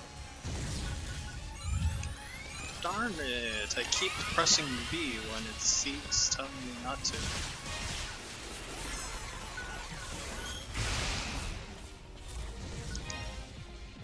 Hmm. 上守備だな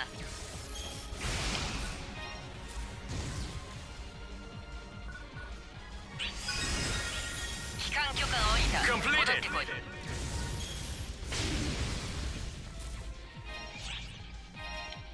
Alright. After collecting some items, I'll be off to the gateway ship.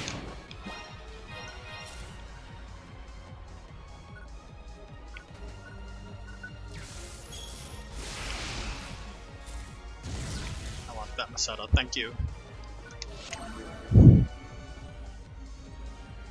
Sweet. Oh, we got a war too. Sweet.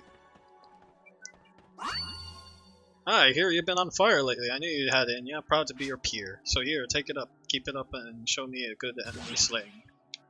I couldn't read that. Apparently a bunch of tri boosts.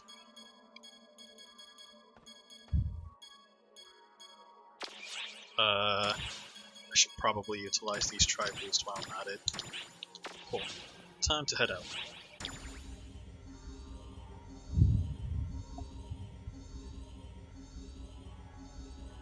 Alright, gonna do some item management before we start heading out to the big one.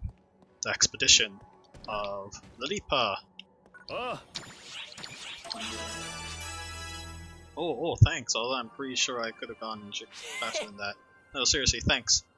I meant to look all around and found nothing. It was getting to be a kind of a desperate situation. Do me a favor and let it slide that I'm now gonna go give this thing you brought me to someone else, okay, pal? You really saved my hide here. Thanks. And how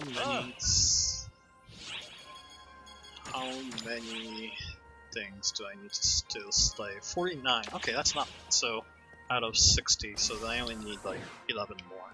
It's not bad. Konnichiwa. Party maneuvers.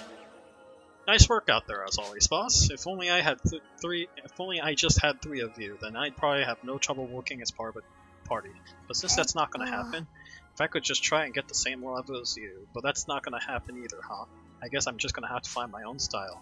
But after you go through a bunch more training, I finally find my feet. You will tag me to keep you covered out there, right?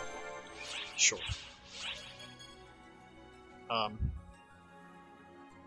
Objective. Players to your party before starting one of.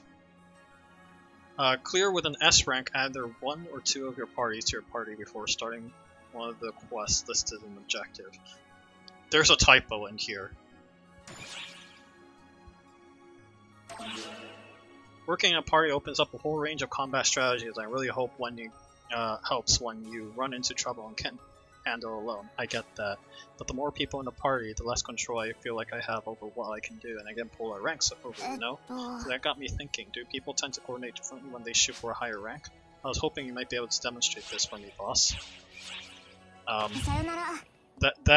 That criteria is a gigantic typo, and I have no idea how to deal with that situation, but okay.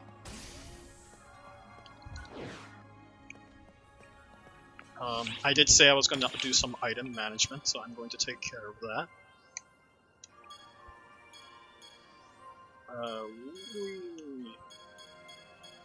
No, I want to keep these around for a bit.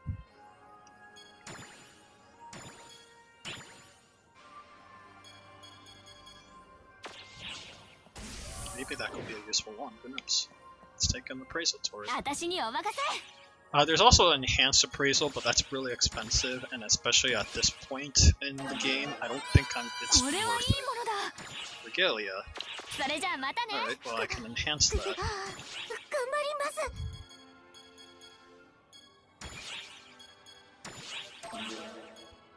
Oh, that's a lot.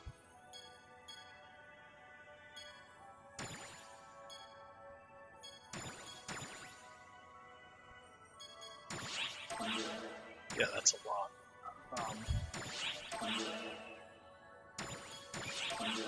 Yeah, just gonna leave it like that for now. And the rest will go to I don't know what great success does, actually. I don't know. I literally don't know. I have to look that up. So much for being an expert on the game. Let's drop all that into my character storage. The Tri-Boost 100 I probably want to start stacking up on, because you do actually get quite a substantial number of those. Cool.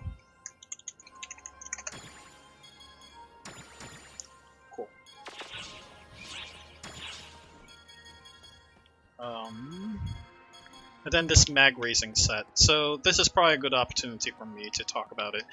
You can get the mag raising set if you select it and say use. It'll unpack to all these pretty awesome items. So I'm going to utilize that. And that means that all my mag stuff are now going to appear here. including specifically food devices, melee, range, and dex. I'm going to be donating to my own party thing, but this tech mini in particular is what I want. So if you're wondering where I got all those tech mini food items from, that's actually how I got it, and then I just had a shared storage to be able to utilize that. So here it is. Sure. There's literally no reason for me not to use this. And hopefully, that'll get my mag to level 100. Not yet. Darn it. Because I want to demonstrate this one. I don't know if this is still usable. No, it says that the mag has to reach level 100 before I can use that. Darn. I can at least use these. So support level recovery B. I shall use that. Or show you want to proceed. So now that stack the support B into there. And then I think for now I'll just drop in recovery A. So that I got a bunch of recovery stats there. Then I'll probably drop the rest of these into my shared storage for now. Cool. And then finally, I want to make sure that my subclass, all my subclass skills, goes into the Iron Will. Custom setup. Where's Iron Will? There it is. I got 2 more. So there it is. We got a 50-50 chance of surviving, which is good. A perfect attack bonus and Fury Stance. So Fury Stance is actually what I do want. So, yeah. I'm gonna have to dedicate to HP up for the time being. And then once I level up one more time, my subclass levels up one more time, I can start utilizing that. Alrighty, where are we on time? 8:40. We still have a lot of. We still have plenty of time. It's nice when one of your characters are far over leveled, I guess. Let's see. Story quest, sub quest. Oh, maybe they're talking about the time attack quest. No, that doesn't make any sense.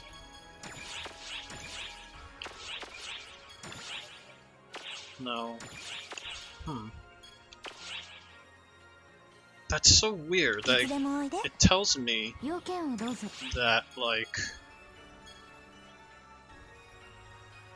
Yeah, they gave me a very hard difficulty permit. That's so strange. I want to talk about... Oh, Astartes course? One key part in the ARKS recruitment presentation is as follows. In order to assist in a smoother ARKS-related effort, members may be granted auxiliaries. Once you've been briefed by the appropriate officer, you'll be given clearance for an auxiliary. The officer you'll want to speak with is Astarte. Now that is all, so we'll need to talk to Astarte at some point. We'll worry about that later. In the meantime, I guess we're just gonna go to an expedition to the desert exploration, where according to this, very hard requires me to be level 40 and up. That's the reason. Okay, well, now I know.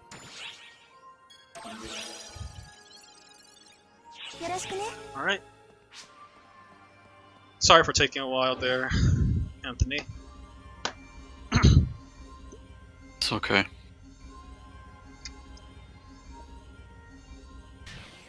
But at least I can tell you, I now have a 50-50 chance of surviving a fatal blow. After. Hey. Then let's get a good old shifter. And I am ready.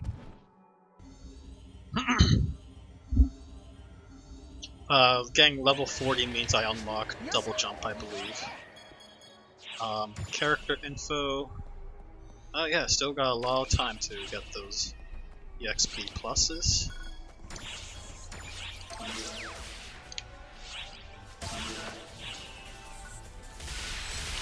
I guess I could, like, change my appearance and then upload my my friend avatar or whatever it's called. Oh yeah, Then that it is a wouldn't be potential. confusing. Yeah, that would make it somewhat less confusing. I mean, I don't think it's necessary right now to go to that. I want that fun. You only get it once. I need fun. I must have fun. You only get fun once a day. Okay.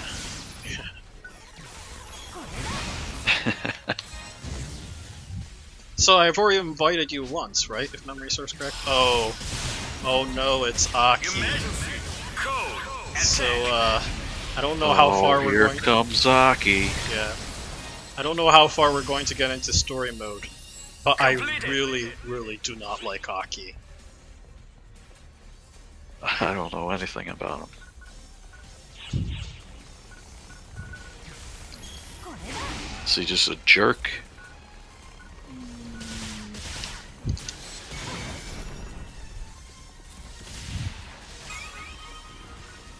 How should I describe her? She's a white savior.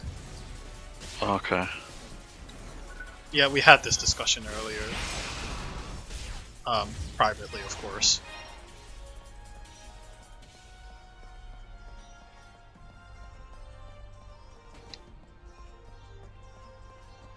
Anything アークス there 学 that 院 needs? 緊急連絡。惑星リリーパの採掘基地周辺に多数のダーカーが集結しつつあります。 Oh, that's a nice raid 防 quest 衛 too. 戦 I に like 備え that てく one. ださい。 I guess we'll do raid quests when we get through all these worlds. Probably by the time we do the stream next week, there's gonna be yet 2 more worlds that's gonna be available to us. So that'll certainly lengthen our adventure before we finally get into raid quest. But nonetheless, yeah, for those not in the know, episode 4 content will be coming out next week as well. So yay, more story content mode that we are definitely not going to be streaming. Because the first chapter is already long enough. First episode is already long enough, is what I meant to say.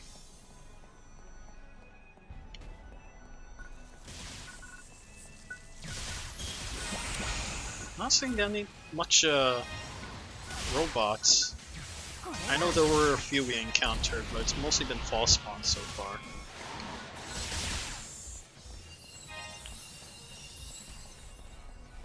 Whack. Okay. I should do something about my excess die mates and really mates in general, but whatever. 緊急連絡です。 That's a nice crowd control spell. Emergency. Code. Avoid. Uh-oh. Don't worry, I did it. 緊急通達だ。よく聞け。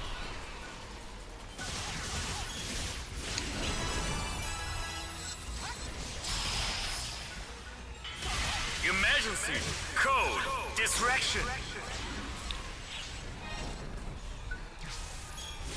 Oh, okay. Alright, follow morphs. There's only 2 so far on my map screen, so that's not good. We need to find 1 more. There's one.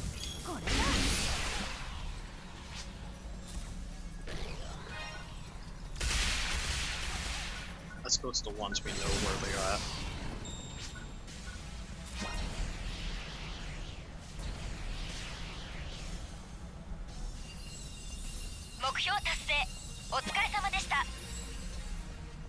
Yay, we avoided. Completed.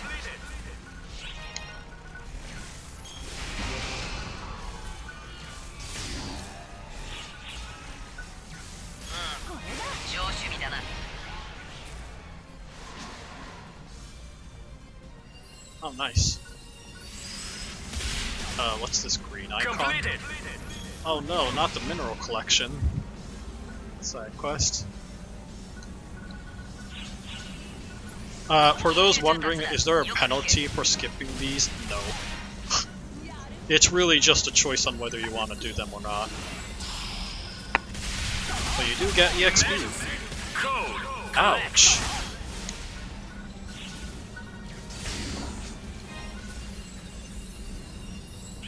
Oh, there's another one right there.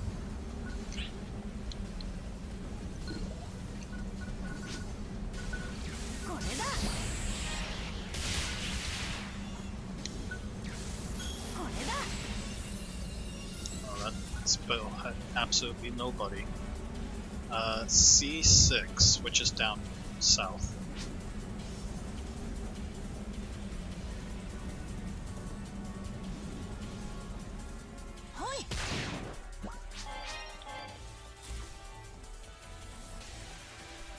Yep. Found excess of them actually, which means you do get more EXP as a consequence. Alright, I'm gonna be joining you finally, Anthony. It looks like that was a dead end. Yeah. Okay.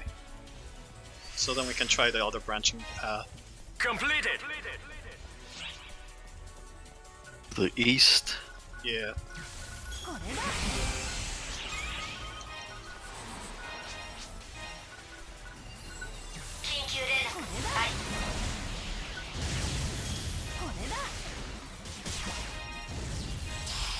I think we took care of that quest before you even started. Emergency. Code. Attack. Ouch.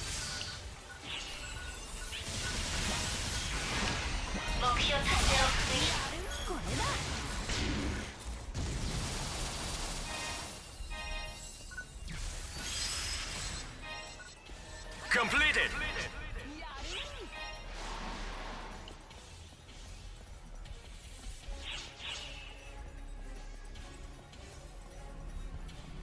Oh, this is a nice wide space.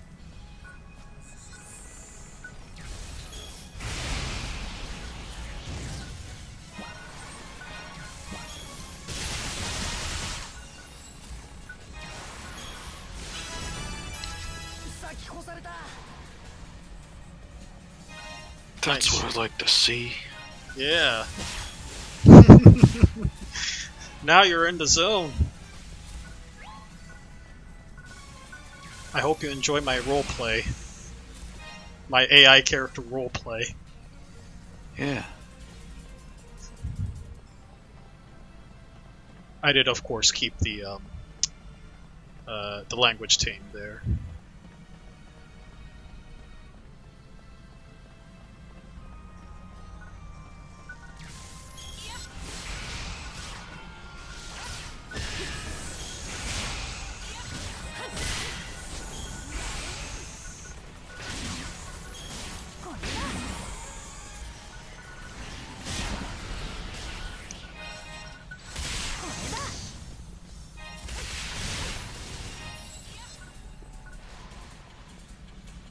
Oh, looks like we found the exit.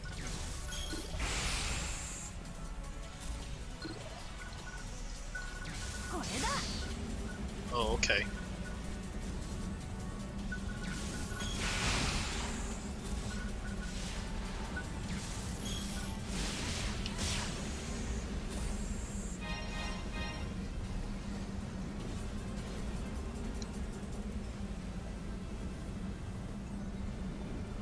Yeah.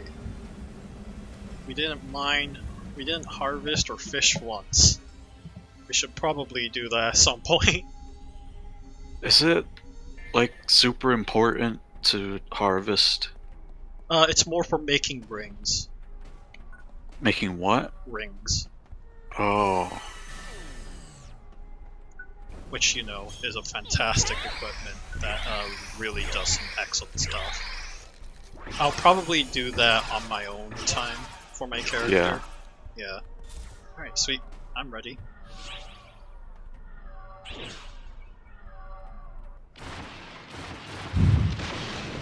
So I'm sure you've already fought this boss before, but for anyone who couldn't figure it out, you're supposed to beat up all the tentacles and that'll expose the weak spot. Oh wait, what? That is not what I expected. Okay. Emergency. Code. They got Affin. Ah, time to slap him hard.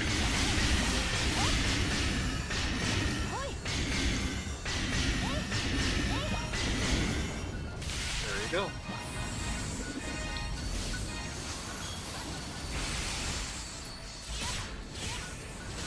Oh, that Guanado really wants us dead.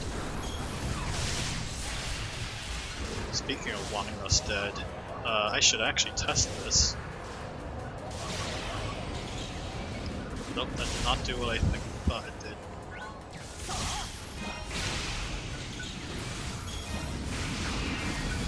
This spell really does a short order of these. Yeah! 目標達成お疲れ様でした So, notifications just showed up saying Affin has a gift ready for you. That happens if you Completed. recruit a character enough times. You would increase their like points.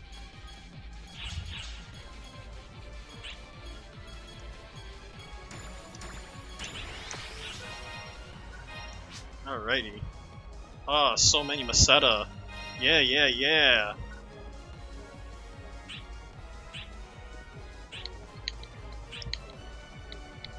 So many awesome stuff. Jackpot.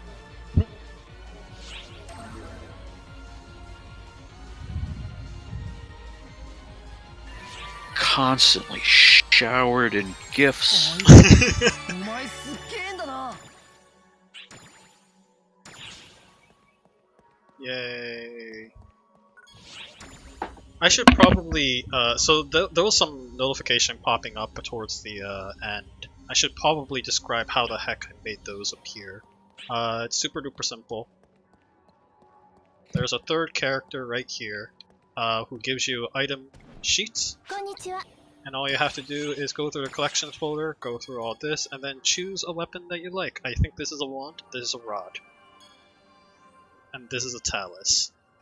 Shame they don't have a wand. That's really bizarre that they don't have a wand. Let's see if this has any, nope, they don't. Oh, this has a red wand though, so I'll take that. I'll claim this sheet.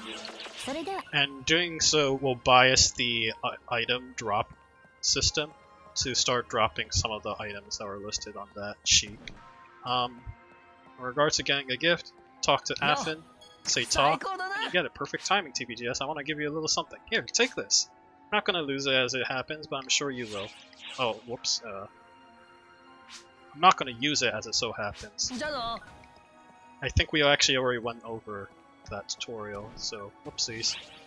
In the meantime, got some really fancy weapons here.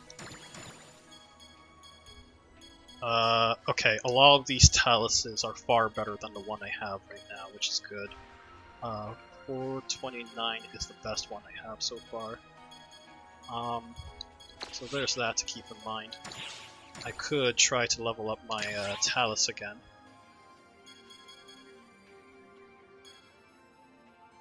Since I'm not going to use these. Yeah, that's fine. Okay, that leveled it up real well, but the dex support needs to lower, so I'll need to figure out something to beat it instead with.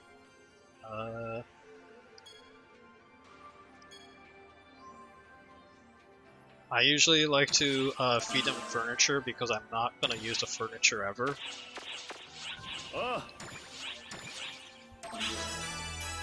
Man, you're my favorite thing on that mounder. You got the moves, pal. Picked up some good tricks too. I just gotta go wab-bam when you surrounded by fall spawn, huh? Fall spawns are thinned and I've got basics down. Good times around. Thanks, pal. Now it's my turn to do the darn kicking. Yeah. Alright, which means that we will be heading down to the Tundra. What's enhanced appraisal? Enhanced appraisal allows you to insert buffs like Lucky Charm. That is actually like the second level of it, right? Okay. So it actually buffs your It buffs your weapon that you're appraising even further. Okay. It is expensive though. Does it make the weapon stronger? Yes, it does. Like attack wise and all that? You have to. Basically, it gives a larger enhancement value. If you go through the item lab to enhance things, you know it'll say like +1, +2. And if you're doing a normal appraisal, I think like the max is like +5, but the enhanced one gives you an even higher value. Those Tundra Sylvans fight dirty. They blend into the snow and hide under there. Meanwhile, I'm sticking out like a sore thumb. And they all jump at me at once. That ain't fair.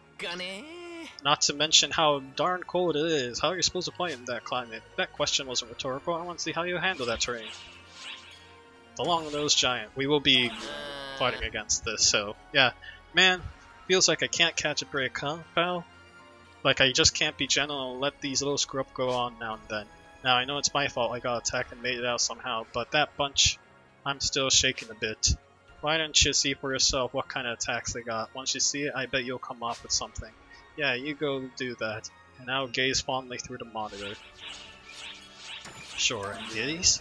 Look man, I'm not gonna tell you to do this, okay? I mean, I'm glad you're gonna, but let's be clear. You're taking your life in your hands. This one's a real doozy, pal. Extra strong, extra fast, and that's fact. Even you might have a tough time is what I'm saying. But if I've learned one thing about you lately, it's that you're gonna do it anyway, huh pal? Well, let's do. Well, I'll be cheering through the monitor like always. Go get him, pal. Can't wait for your report. Sweet.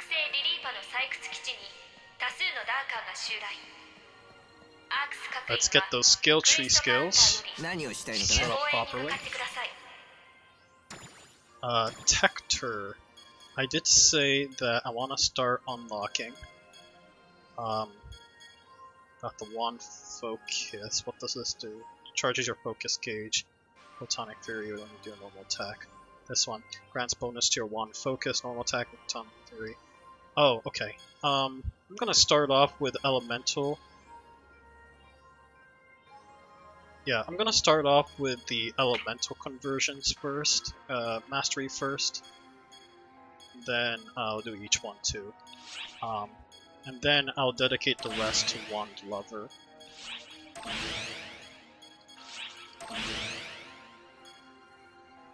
These only need 2, interesting. So yeah, I can focus on that. In the meantime, the next thing I want to focus on, besides Iron Will, is actually this right here, which only needs 1. And then a perfect attack bonus. Yes, I do want to focus on that, because basically I want her Fury stance as soon as possible. Sweet.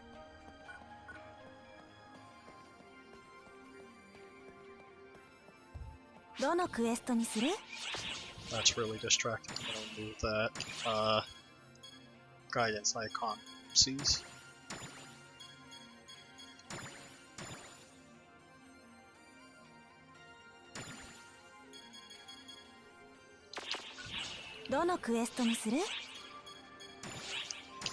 That urgent quest is the raid I was talking about earlier. Are we ready to survey the Tundra?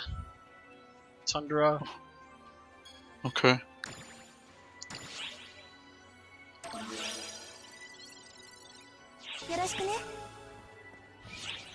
I should probably manage my items while I'm at that, but whoopsies. I guess we're off to the deep end.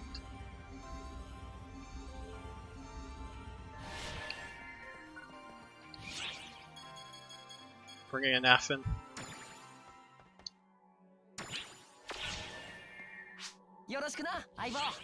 Or do you want me to invite you? Yeah, I don't have an icon. You invite me and I'll invite Affin. Sure.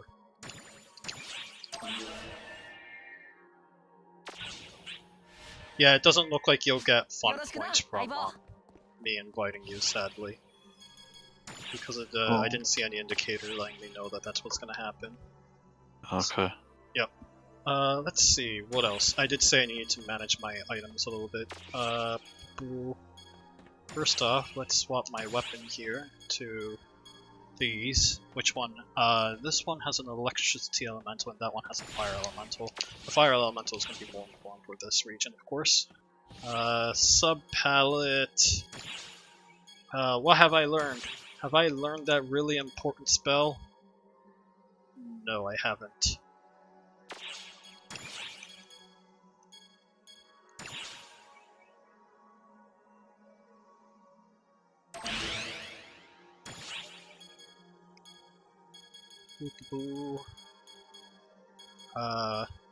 Yeah, a wind aspect deploys a field of condense which adds additional wind strikes.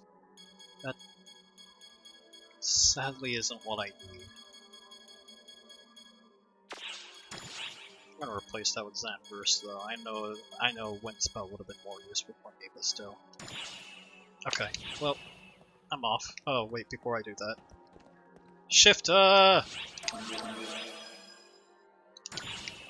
Threat level acceleration, that's good.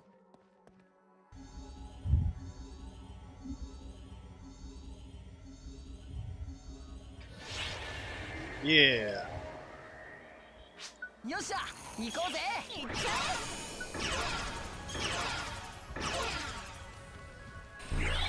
Take your 3 minutes of boost.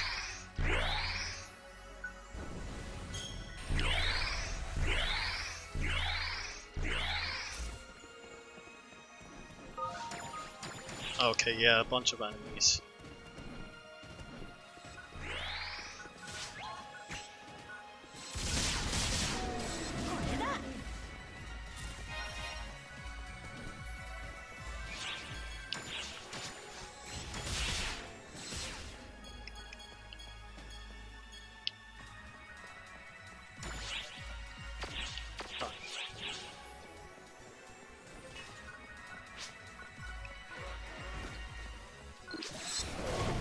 Oh, okay. 緊急連絡あり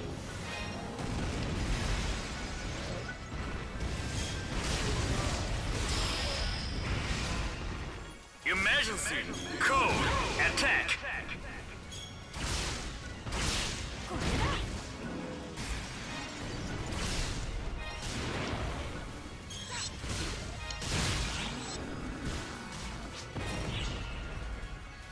目標達成を確認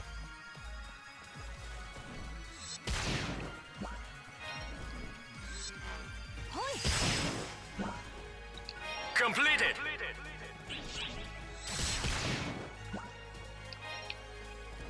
Nice. Oh, we're halfway done with this quest. That didn't take very long.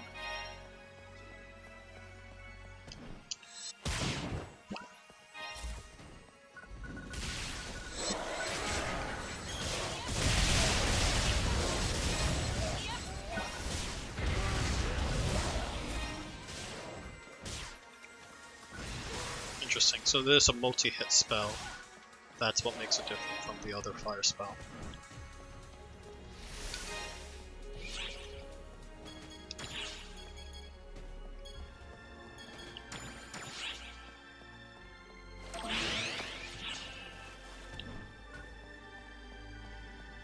I wonder if that does what I think it does.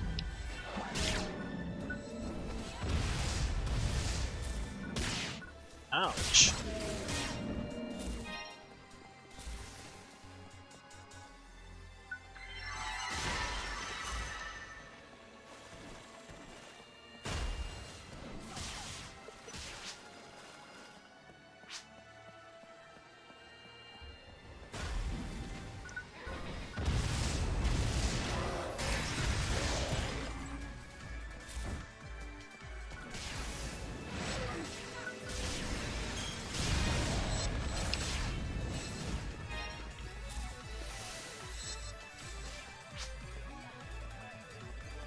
Boxes. Darn it. はい。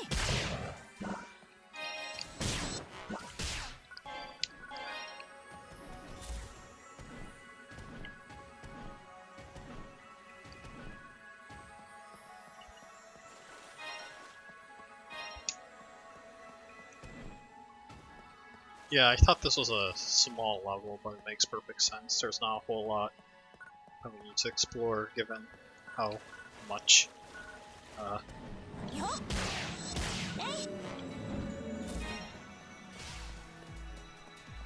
given how much points each of these enemies give.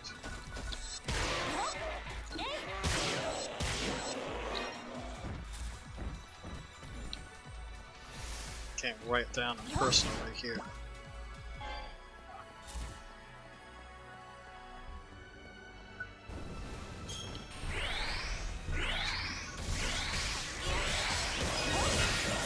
We did it!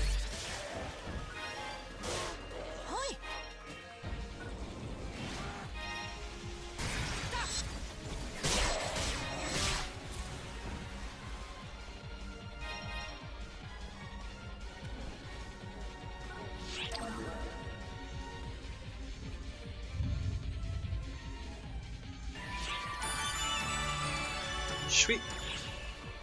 Alright.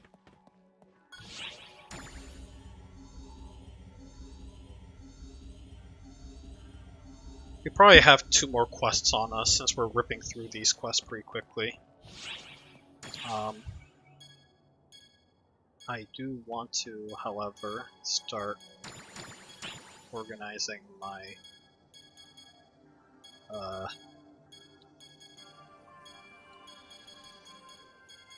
yeah, I don't need all these.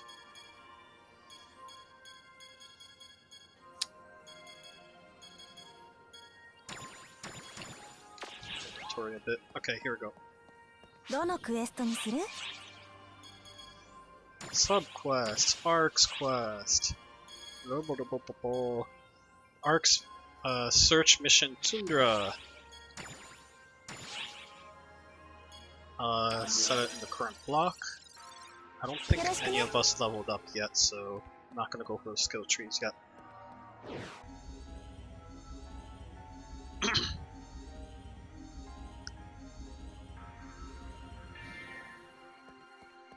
Guess I'll invite my own character while I'm at it, since there's gonna be no benefits conferred.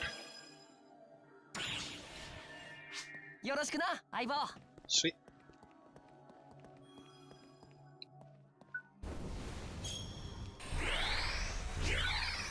Oh, I thought my range of support was larger than that. Darn. It doesn't take up the whole entire gateway ship, does it? Oh well. But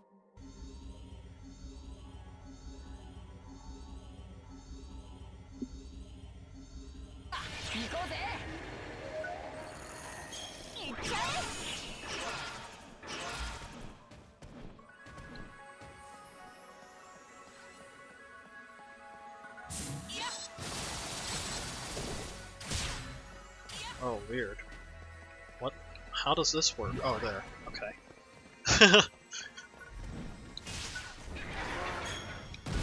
I'm like, puzzle?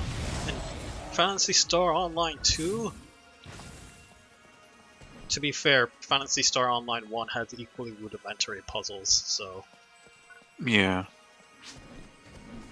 So this is definitely within scope. There was like stuff where you needed 4 players to one to stand on each pad. Yeah, yeah, yeah. 多数の反応があります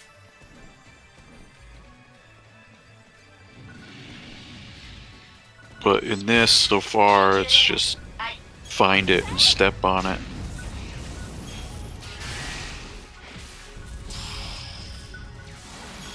Emergency. Code. Ouch. Attack. They hurt.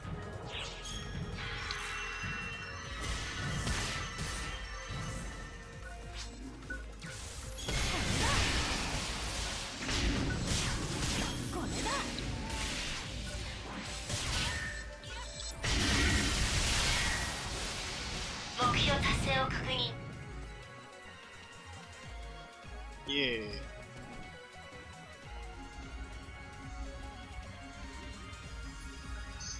I mean, I feel like that is at least an interesting thing because it requires you to utilize teamwork. Yeah.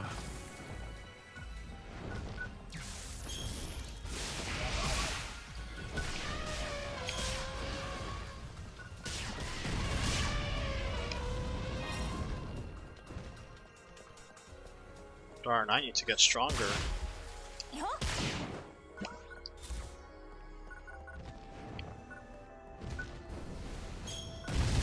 And for the people who say, don't you have EXP tickets? Yes, I do.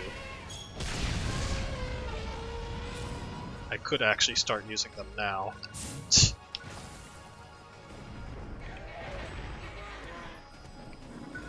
I may choose to do so, actually. Ouch! I saw that coming, too. Huh? Are you laughing at me, Chris? No. Are you sure? Yes. Alright. Fine, I believe you.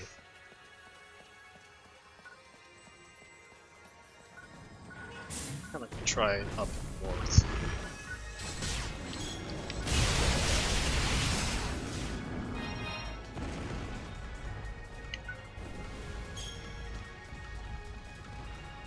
Saw something coming up. Oops. My finger slipped.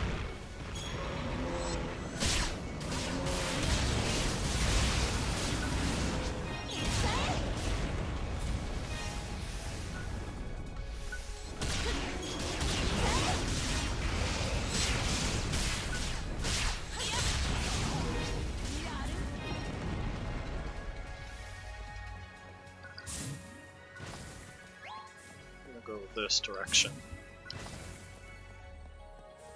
Oh, I forgot to go through Eos. Client. I forgot to talk to her about it.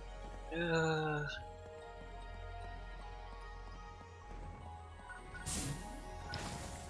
Since I can already see the other path and that cloud of war. It's not an exit. Let's try going through this direction.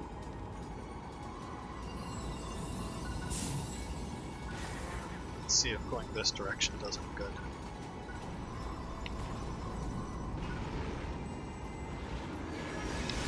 Oh, gee.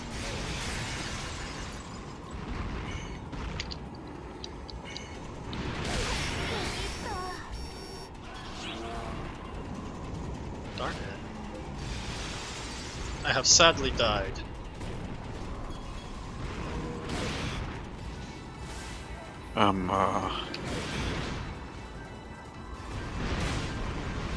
Far away from you, I think, but I I can bring you back if you need me to. Fine. Okay. I'll use a half-scape doll for the time being and recover some health.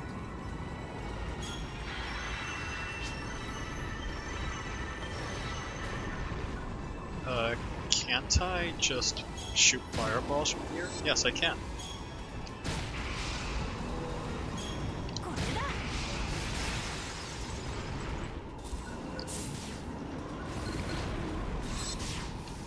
We did it, team.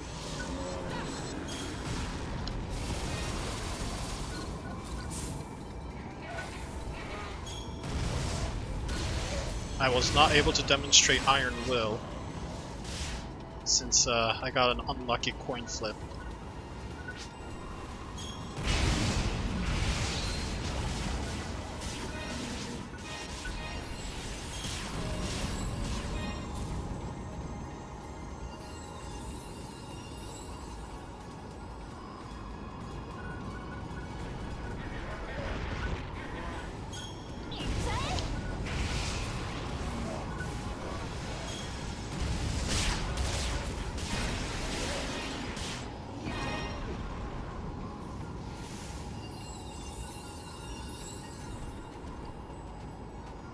Sweet.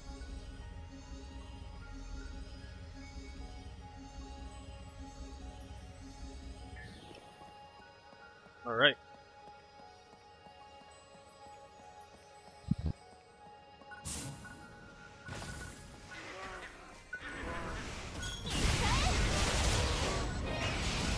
If I were to assume, I think our next objective is actually pretty far along.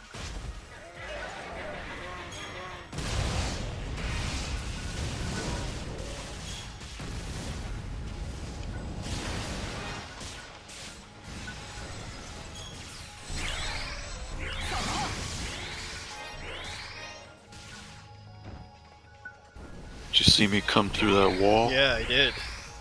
That's pretty cool, huh? It was like a Kool-Aid man.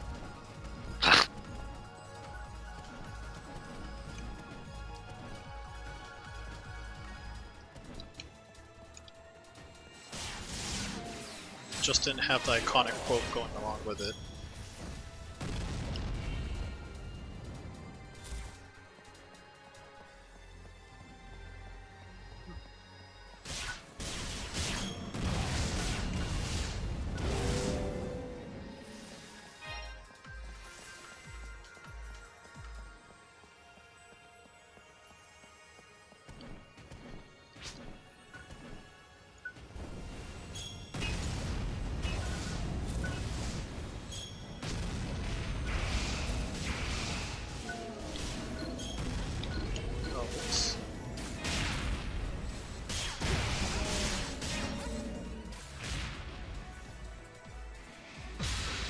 Oh, there it is. It's Jan.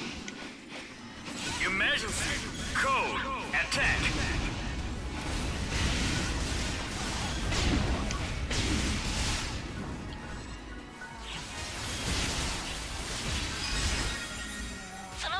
Completed. Yep, that was it. It was just saving Jan. We did it, everyone. We saved Bingo. Jan.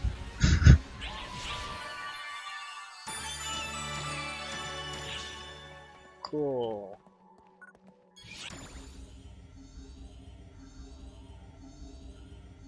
And I think that leads us to the actual, the mini boss, which is cool.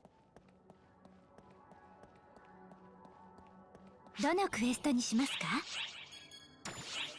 Nope.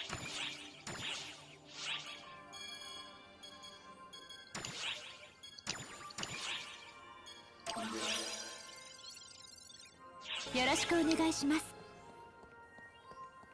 Oh, before I do that, I guess I need to say hi to Hans.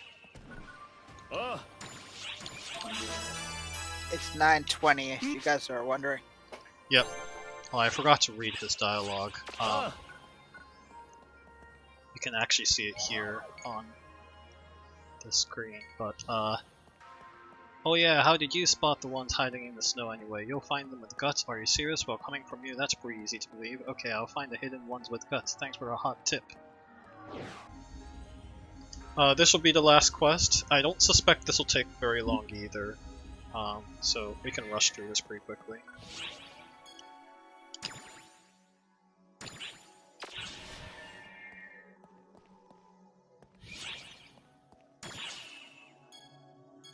Okay.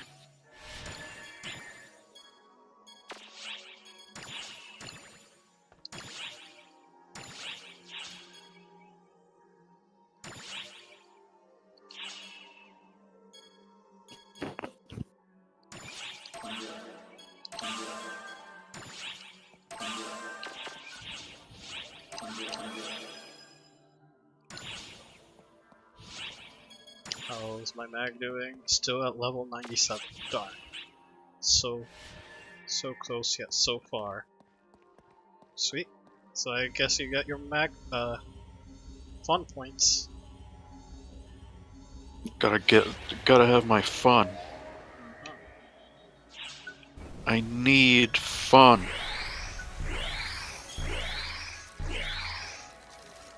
Oh, that's a cool camel that we have. A weapon camel that they have.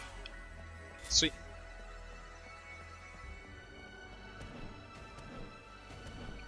This is practically just get to the end.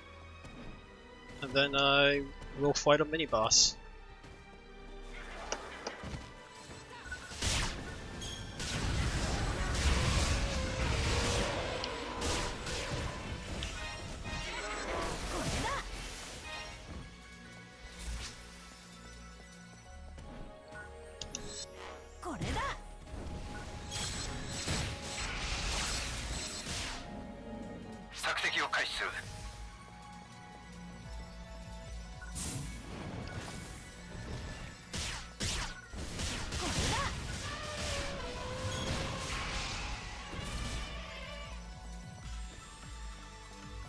Oh, we found the exit. That's good. Or we're quickly on our way.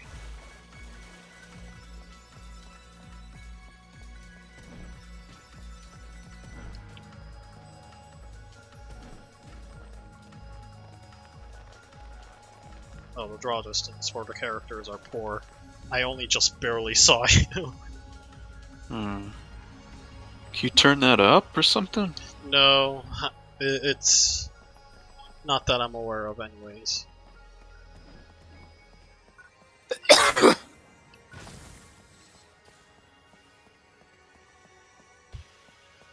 it's not that way.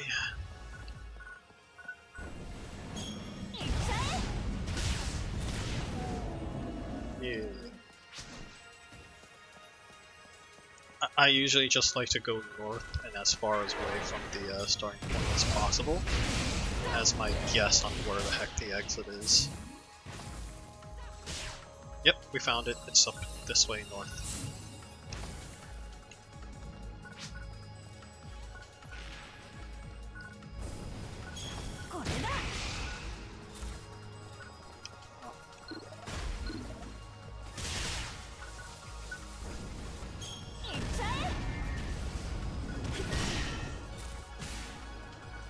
Yeah, you take care of them. Come on, you can do it, Tartaro.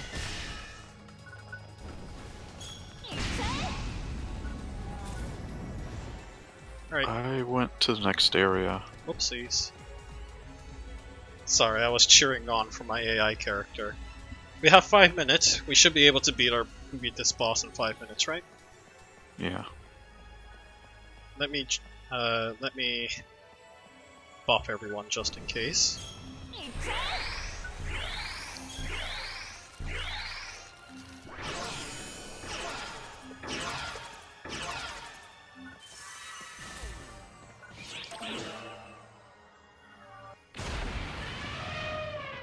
Alright, so the weak spot of the Mammoth is that huge pointy spike on the back of his back.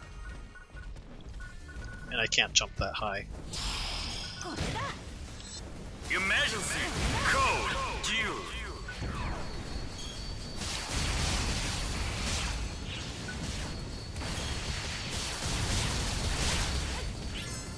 Yay!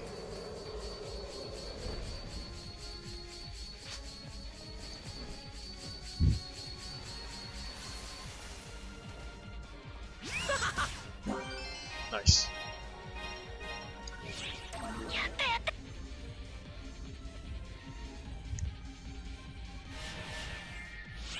Easy peasy. Oh, we got an egg.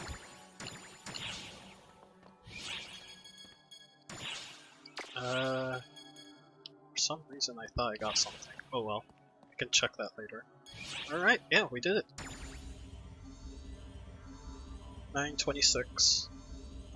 Actually I am going to call that a stream. It's not likely that we'll be able to finish the next next quest in 5 minutes, sadly. It will be the expedition, which is very long in contrast. So let's finish up these client orders and then let's call it a stream. Hans, give it a go. Long-nosed giant. I guess I never got against the... Oh no, that's the next one we're going to be dealing with anyway, so that doesn't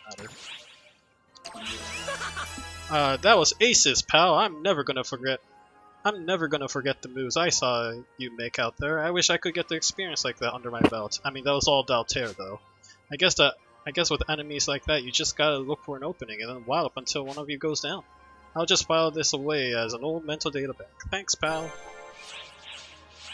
Thanks, Hans. You're always a encouraging form of human being, AI being, NPC writing in this game. Party maneuvers. I guess we did it. That was the most ambiguous criteria it ever gave me. I know that was kind of a ridiculous thing to ask, but thanks for help, boss. That was pretty informative. Looks like none of you wasted a move out there. Pretty impressive stuff. Listen to me though, all I do is stand here and be like, wow, anytime you do anything. But honestly though, I'm always amazed. It's really motivating. Every day I feel more and more inspired to train to be like you. So thanks for that, boss.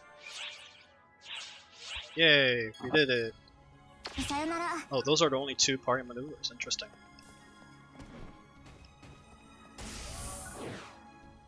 So yeah, that should conclude with our stream right here. Let's switch it up to our good old title screen. I believe the title screen is now showing up, Chris. Well, should shortly. There's a little small delay. Yep. Sweet.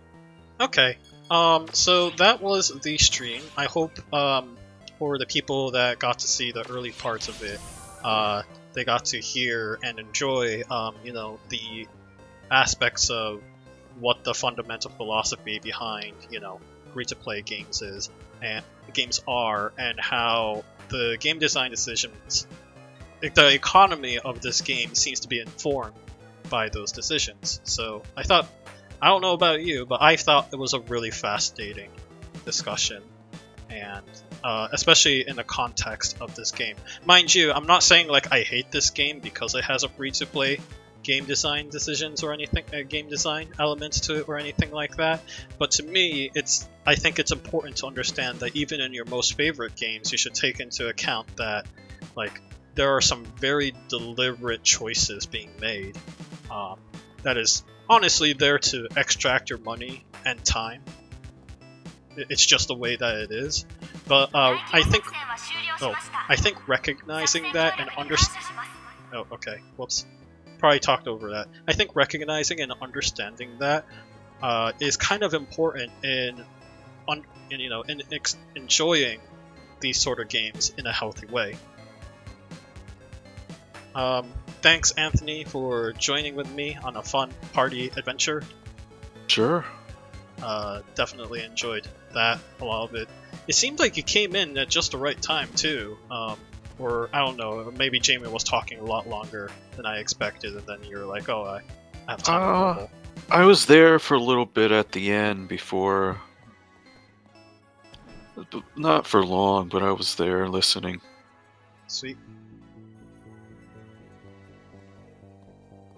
Yeah, well, really don't have much more to add beyond this. I guess, so next week, I am not going to roll my dice and try to install this game on Steam just yet. Doing so actually gives you some specific Valve is a better word. Valve-related fashion and goods, which is really good. But I'm not quite risking my streaming setup. Is there like silly Team Fortress and Half-Life stuff? Yeah, there's a getting attacked by the head crab emotes. Oh, okay. Okay. So that's funny. Yeah. It's a funny crossover with the the style of this, right, with very Western. There's also a Gordon Freeman fashion, as well as beard and facial setup. And there's already a meme running around.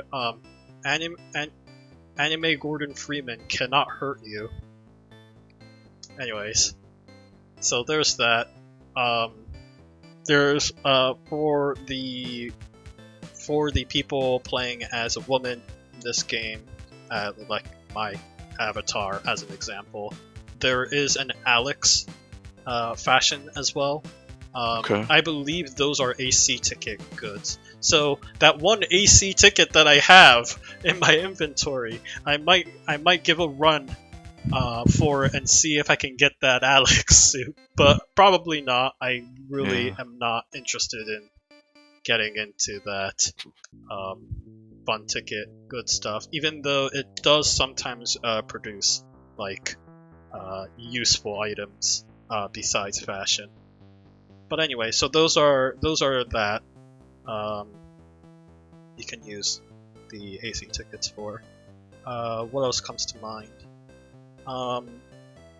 Episode 4 will be coming out next week. As mentioned on the first episode of this live stream, you know, Phantasy Star Online is designed to go on forever.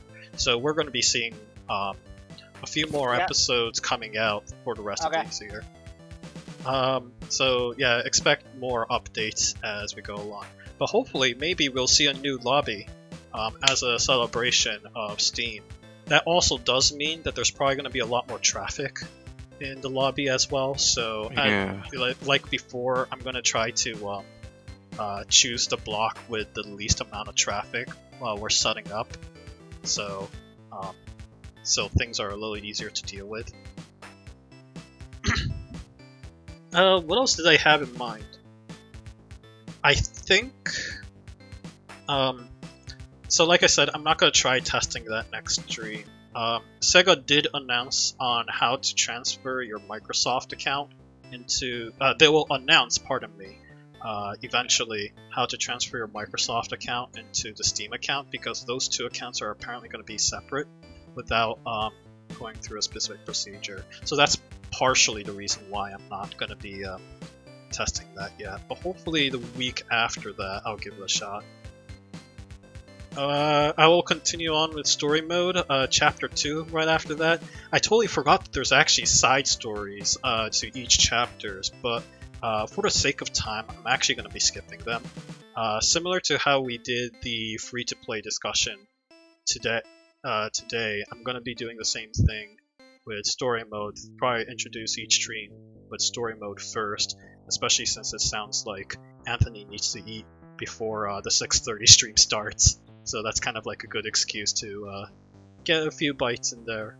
And that'll probably take up the first, I want to say 20 to 30 minutes before we can actually get started proper. There are, I think I mentioned at one point, there are some story elements that I think are a little problematic. However, I did talk to Jamie about the parts that I'm most concerned with. He seemed to be mostly fine with it. It's not, I think I don't want to misrepresent what he said, but as I understood it, it didn't seem like it was especially bad. It's just that I was concerned. But it certainly does bring up a couple of subject matters that I think we should probably discuss about and say, like, okay, yeah, this character is written to be evil, but just to make it absolutely clear, this is really bad behavior and why, right? So I think that'll probably be a good time to discuss about that a little bit. I don't have much more to add beyond that. I hope to see you all next week at 6:30. I don't know of any specific event happening next week that will prevent us from streaming again outside of, you know, any unexpected disasters. So yeah, we'll hopefully see you next Friday. See ya. See ya. Later.